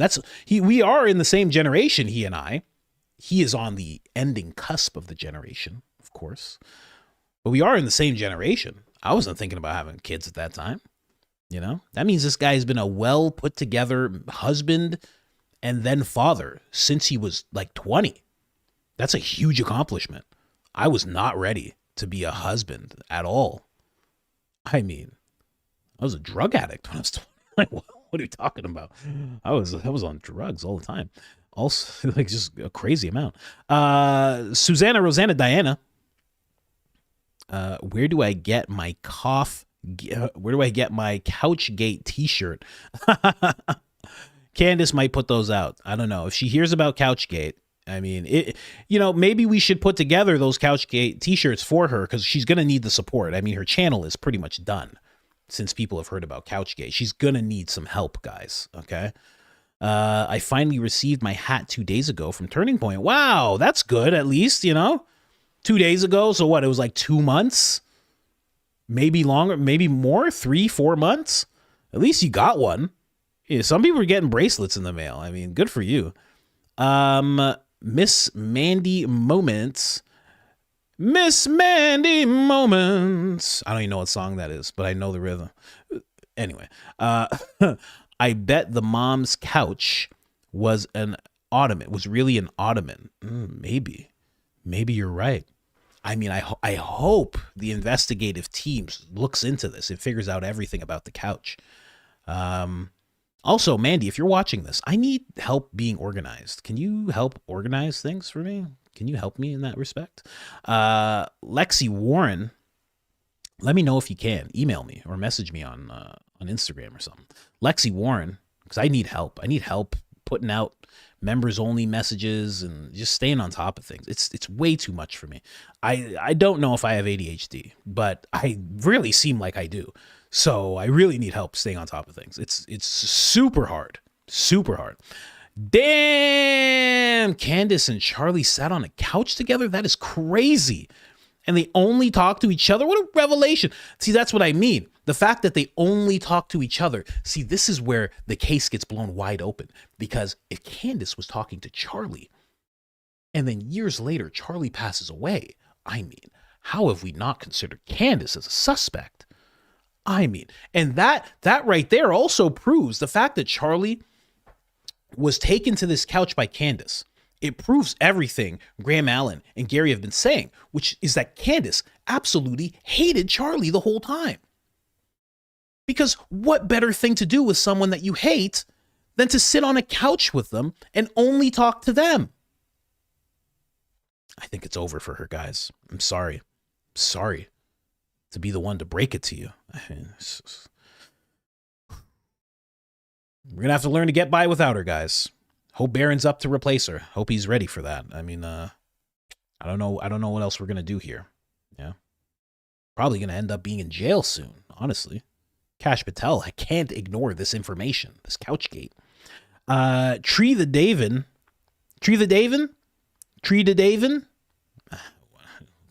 I don't know. I love your little brother energy. Once you said you were one, your humor and comedy style totally made sense. Love your perspective. Yeah, I'm the youngest. I'm the youngest out of like, what, 6? No, there's yeah, I guess I'd be the 6th one. That's like my mom and dad's side, you know. Yeah, I'm the youngest. I'm the youngest on both sides. So I'm a double little brother. That's how it works here. Your humor and style, comedy style made so much sense. Yeah, you know, that's the way it goes. That's how it is when you're the youngest. You learn to be funny, annoying funny. Cody, once again, did you know the super chats wouldn't let me send you certain information unless I edited my message? I would think so. I think the comment section's like that as well, on videos, on live streams, everything. I'm not surprised at all, in fact. I be watching Fleet on X. She gives me a little sister vibes. Always in your face, calling out the stupid. I wouldn't want to mess with her. Yeah, I know. I've been seeing it. She's out there. She's going hard over there. Susanna, Rosanna, or Diana. How long before Turning Point starts scalding people and reminding them that this is not war, it's a war effort? Oh my gosh, that's probably going to start happening today, at least within the next 24 hours, you know? At least in the next 24 hours. That's actually funny. Towards Fleet's adoption paperwork. Oh man, there is potentially some kind of adoption going on here. Jessica Lynn says nothing, just swings, just writing number one there, just a quiet fox. Oh come on, T Jaren. This is a very terrifying profile picture you have here, T Jaren. This is very scary. Everyone is making Charlie about themselves. This is disgusting. I can't watch YouTube's conservatives anymore. Y'all gross bunch of grifters and backstabbers. Take this $10 and buy a vape. I would never vape. Vaping is terrible for your lungs. Absolutely terrible for my lungs. I would never, ever vape. I think it's the dumbest thing ever. I quit cigarettes about 10 years ago. I used to smoke a pack and a half a day.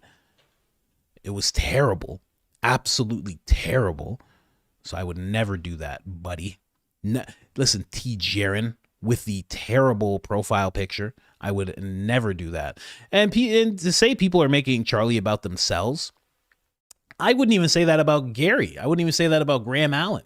I couldn't say that about Candace. I couldn't say that about anybody. Barron, you think Barron's making Charlie about him? That doesn't even make sense. It doesn't even make sense.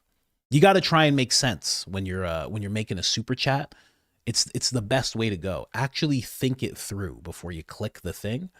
Think it through a little bit and go, does this even make sense?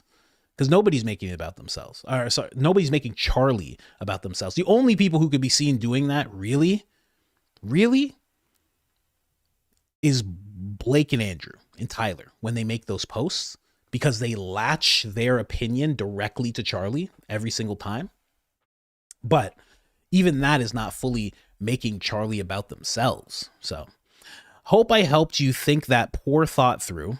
Barron is giving out free logic courses. Hopefully that helps. You should go check out his channel. Baron Coleman, if you don't know. Georgie Plooge.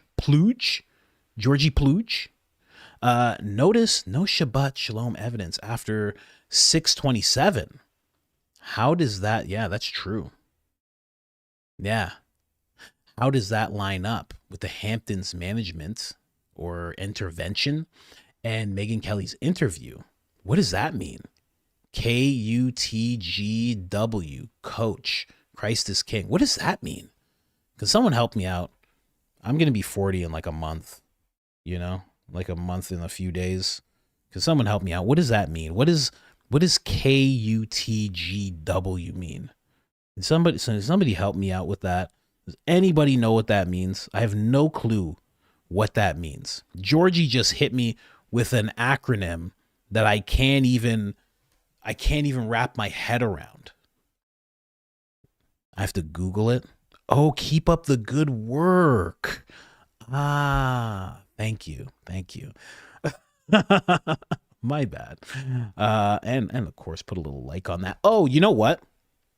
There is somebody. What is this? Ooh, Sam Tripley. Sam Tripley says, let's podcast. Wow. I should do something with Sam Tripley. I don't know what podcast we're going to do though. Somebody. Oh, I got to find her. Tyler Boyer's blocking people. Somebody sent a super chat yesterday and they were saying that I missed it. And I was like, I didn't miss it. And I pulled up their information and everything. And then they showed me a screenshot and it actually did show that I missed it. And I have to find out what they said because I want to say it right now. I guess I'll get to that after. I'm trying to scroll through here. If you're here, please let me know what you said. On X, let me know on X. Because she did say something and for some reason, YouTube just didn't show it to me. And it wasn't like she said anything bad either. She said nothing bad, nothing crazy, nothing derogatory, nothing. It was just a regular message. And for some reason, they just hid it from me. No idea why. And if that's happening and you're on X, please message me and show me it so I can actually read it. I can't find it right now. Damn. But I do owe you an apology. Sorry about that. Very, very sorry about that. I had no idea that that was happening. I just figured I'm literally pulling up a list of all the super chats. Why wouldn't they just show them all to me? Like, why are they holding some back? That's crazy. It's not like I'm asking for like just good ones or something. I want the dumb ones too. I'm kidding. This person was actually very nice. Look at Tanuk, Camp Rob / Mikey McCoy involved. Oh, that's the place that's suing Sean Ryan, right? Kanakuk? I think that place is suing Sean Ryan because Sean Ryan did an episode and somebody was telling him everything about what was going on there. And somehow, look at that.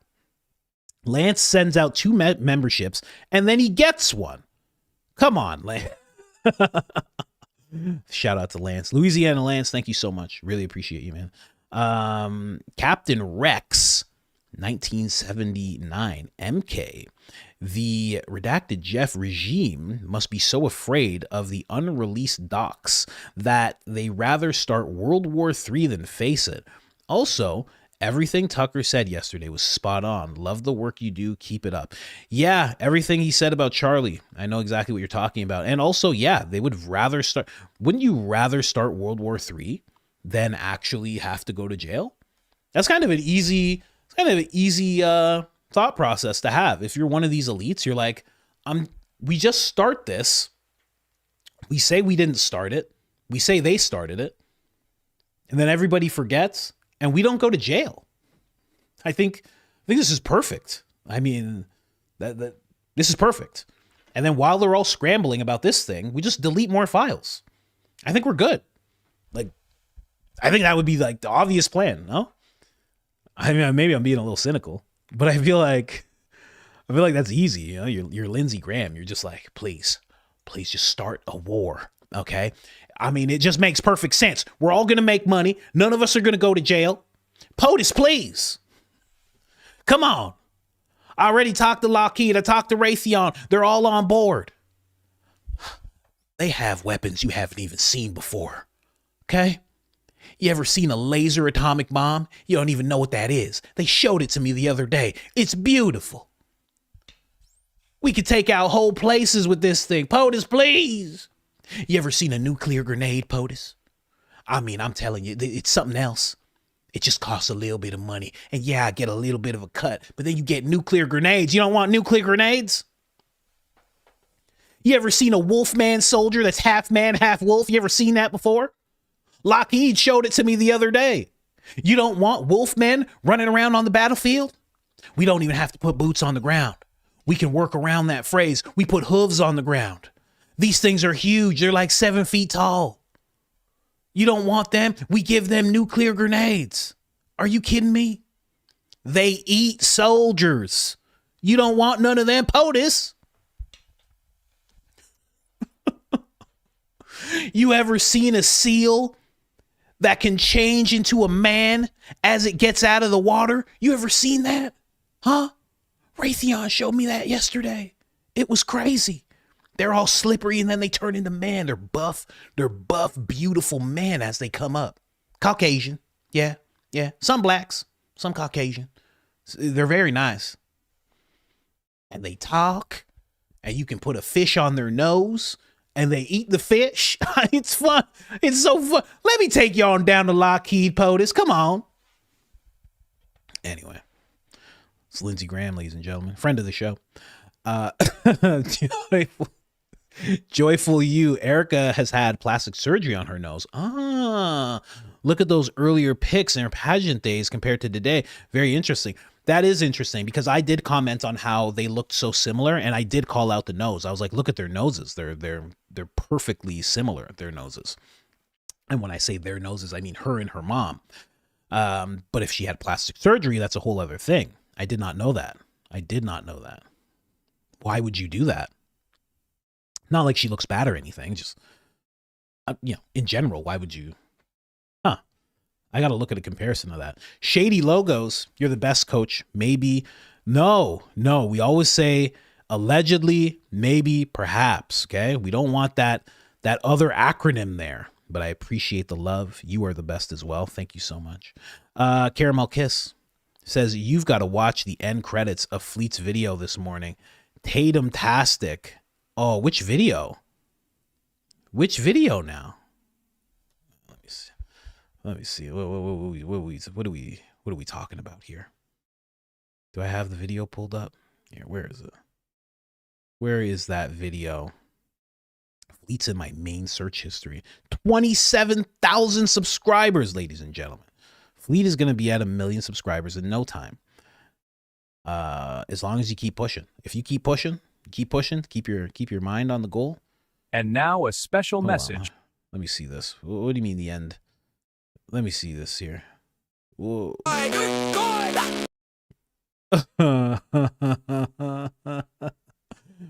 gonna shrink my screen just for this because I just want to see what's going on here.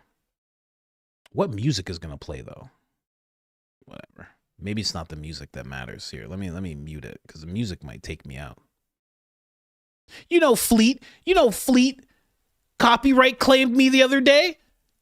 It got released today. I saw that. I was like, what? This is a song about me. I was like, what's going on here?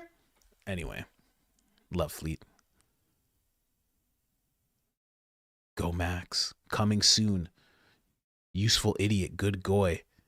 Oh my gosh. Really?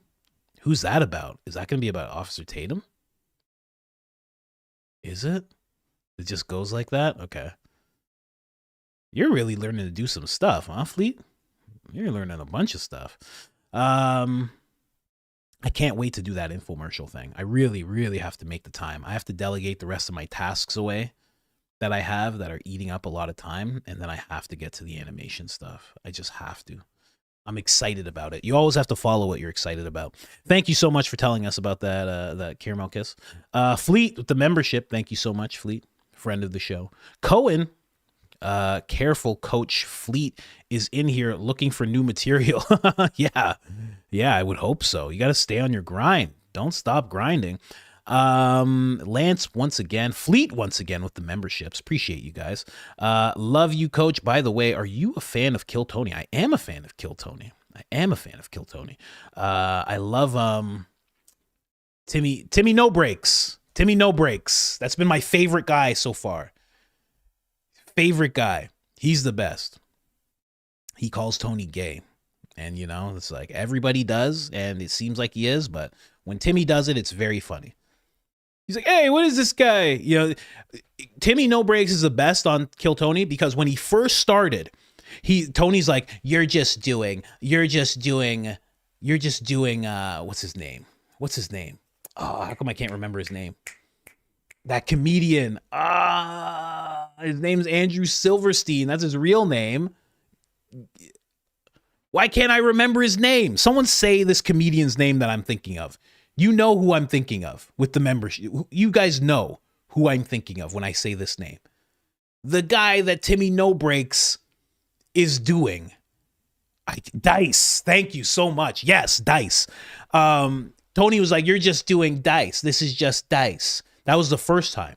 Second time, he liked it more. Third time, he liked it even more. Fourth time, Timmy No Breaks is allowed to do whatever he wants. It's such a rise to power within Kill Tony. Just such a rise. You've never seen anything like it before. You guys got to check it out if you haven't seen it.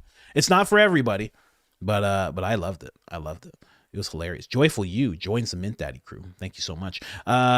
Shannon Tillin. Milo said, CK was ruthless. Makes you think. Love Mitch. Love Mitch? Or love Mitch? I don't know. Yeah. He did say that Charlie was ruthless. And he kind of was. I mean, in his debates, he was. You could tell as a businessman he was. I even saw a interview he did with, I think it was called the Iced Coffee Hour, where he was talking about stocks, and he did like some wild stock trade Like it was like some crazy thing. And the guys who knew about stocks, they were like, what would possess you to do something? They were calling it irresponsible. And he's like, you think I'm not going to bet on America? He's like, of course I'm going to bet on America. You know, I should rewatch that because it was about stocks. It was interesting, very interesting. But it was his money, not Turning Point's, as far as I know. I think Erika's looks captivated Charlie. I think Erika's looks, captivated Charlie. There you go. Now I have English in my forte. Yeah, of course, for sure. For sure, her looks captivated him in that sense, right? A beautiful person who really is into you is always going to, especially as a man, that's always going to get you 100%, right? But I think he also, it's really hard to tell. Yeah, the looks could have just got him and he was just like, I don't care. Like, I mean, that's a story that happens all the time where a guy's just like, listen, I don't care about her past. She's beautiful. She likes me. We click on different levels. They're like, that's it. That happens all the time. Could have happened to Charlie. Or he could have known, if you talk about wolves in finance, he could have understood. I think there was a little bit of understanding in terms of who her parents were. Because I think as a traditional Christian like Charlie was, he probably took a lot of stock into who her family was. And he probably, since he was really on point with information, he probably was like, oh, this is like a good family. This is like a really good family. Like, I'm entering politics. And this family is not super political, but they do have ins in like the DOD and things of that nature. They have the proper relationships that I need. I'm not saying he was all mechanical like that, but I'm sure that was a consideration, right?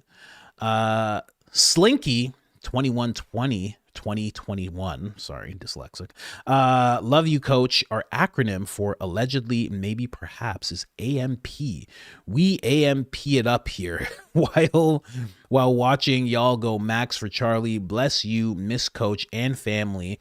Thank you for sharing your sincerity and humor. Thank you so much, Slinky 2021. Really appreciate it.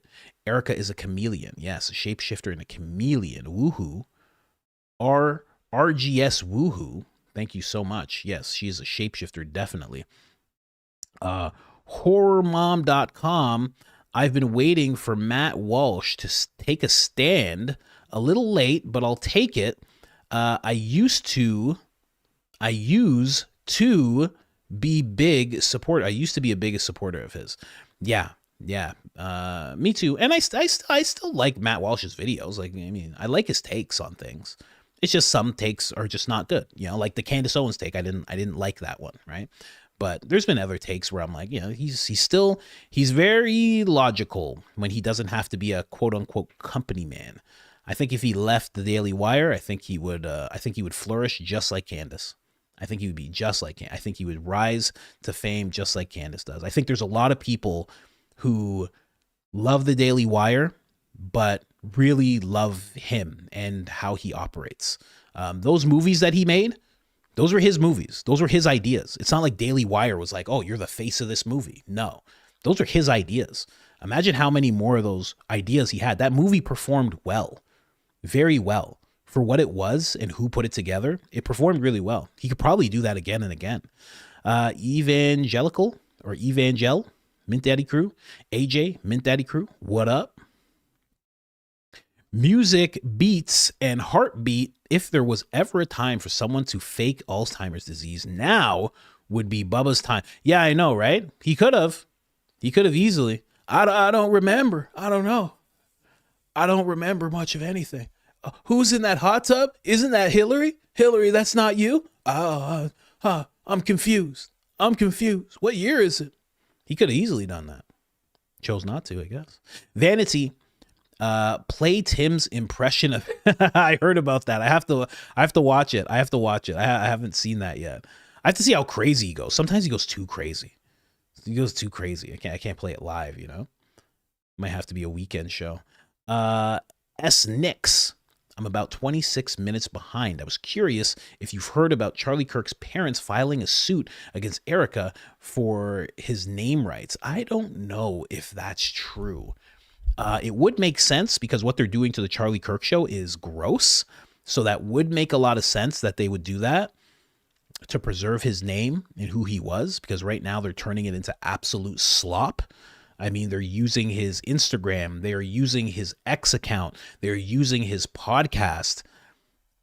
Talk about people making Charlie Kirk about themselves. I mean, that right there is crazy what they're doing with that. So yeah, that might be true. I haven't seen many, like when I hear about something like this, you're not going to hear the mainstream media bring it up, but I wait for it to come up from a few trusted people that I follow. If it's just one or two people who are like really into just like clickbait or hyperbole, and they just go hard with that, I kind of step back and I go, okay, like, you know, I've heard it. It makes sense. Let me hear it from a couple other places before I start talking about it. So I have heard about it and it does make sense, but we'll see if it keeps popping up. All of a sudden, Candace talks about it today. Travis Robson, thank you so much, Travis. Fleet should make a traders episode with Turning Point and U.S. administration around the round table with Alan as host. It's crazy I can't even say that and it's a name.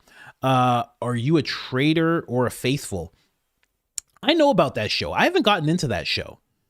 I'm into a lot of just like reality slop and shows and stuff. I haven't got into that show. I watch that show and I'm like, what is this? What is trader? What is faithful? It's too Dungeons and Dragons for me, you know?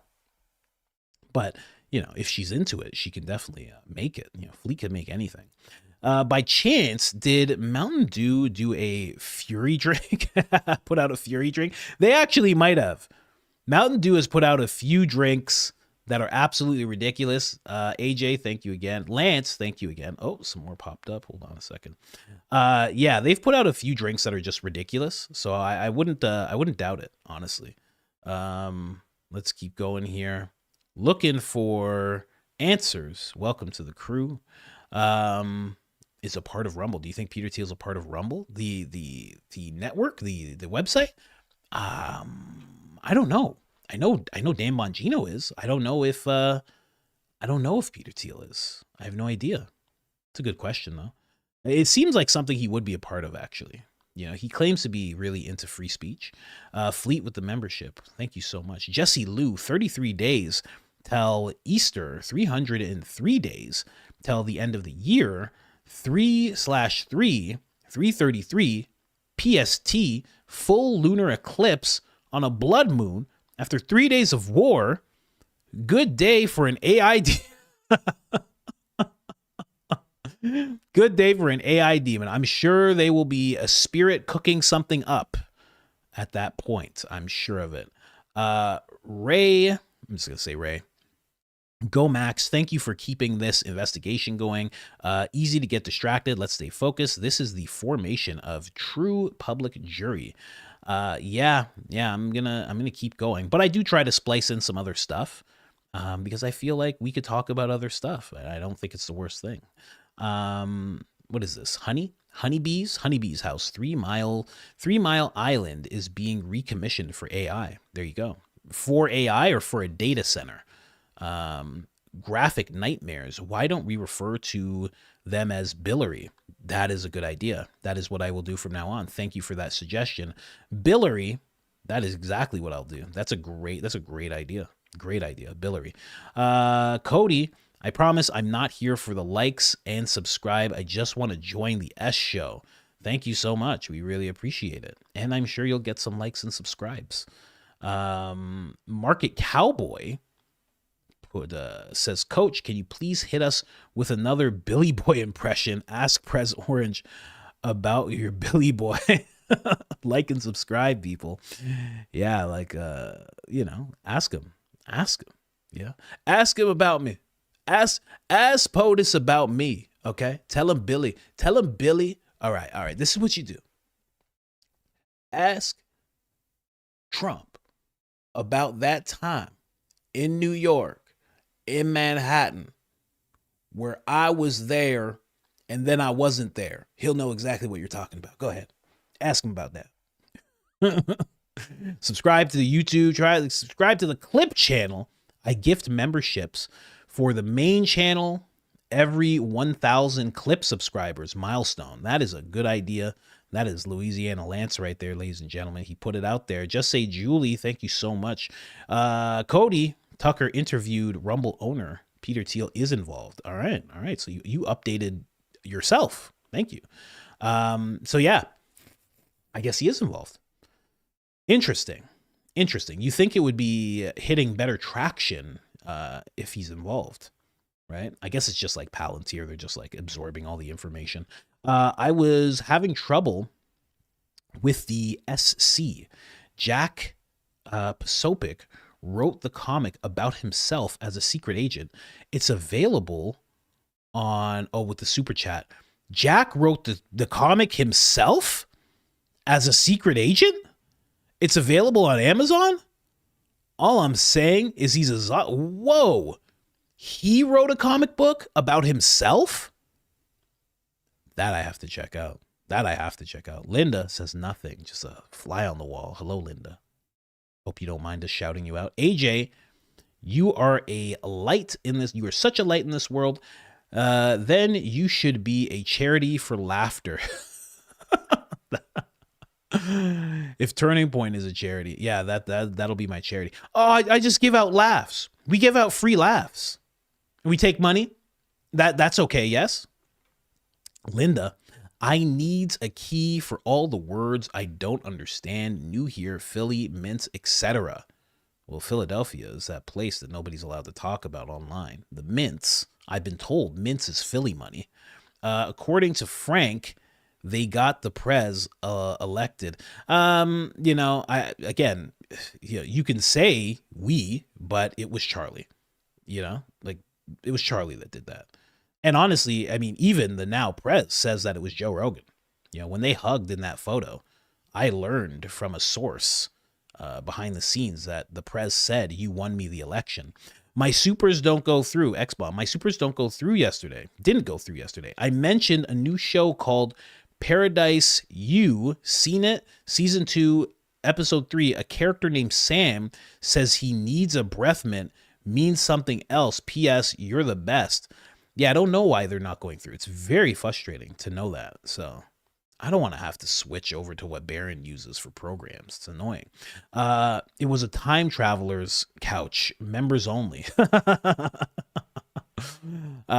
Closer in internal says, I heard Candace and Charlie Kirk were running interface for the couch because JD Vance was there. Oh, and that's why it seems so mysterious. Charlie was like, what's going on? Why are you pulling me onto this couch? And she's like, shh. And the couch is just like, oh, guys, he's here. Candace is just like, relax, couch. Relax. If he sees you sweat, he's going to think you are wet and supple. Please just calm down, couch. He's here. I see him. Relax, couch. Relax. Charlie, just talk to me. Good people.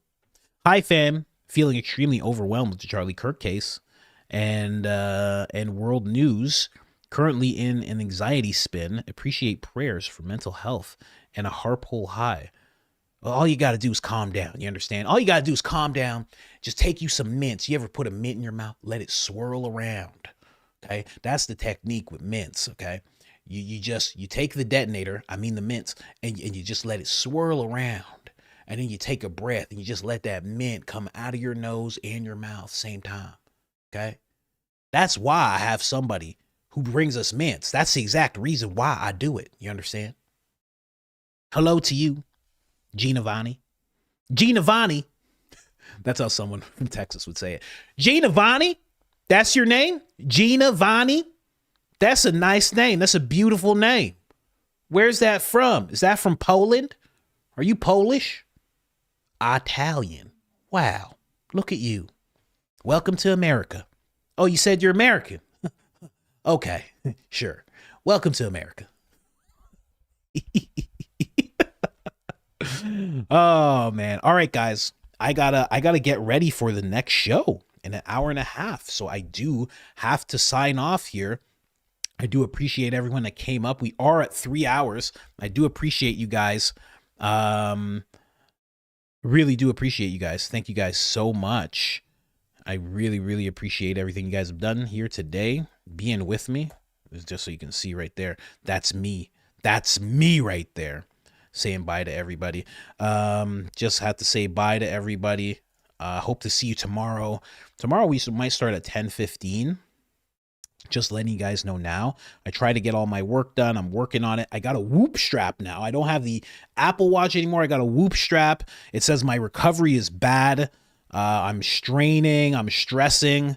So I'm trying to bring all that down. I got to get my work done early and just like, you know, relax a little bit. My body seems to think I'm in my own type of anxiety, type of down spiral or something. I'm not sure why, but that is what's been going on with me. So I am trying to solve that. I think Giovanni is now in the Mint Daddy crew. So we will see you today if you're willing to come to that live stream where we talk, where we gather and be merry. But thank you guys so much for being here. Really appreciate it. Please like on your way out. It helps us so much. You have no idea. It is greatly appreciated. I will see you guys tomorrow. We will talk about what Candace is going to talk about. I will give you updates from X, and we will talk about other world events that are happening as they start to happen.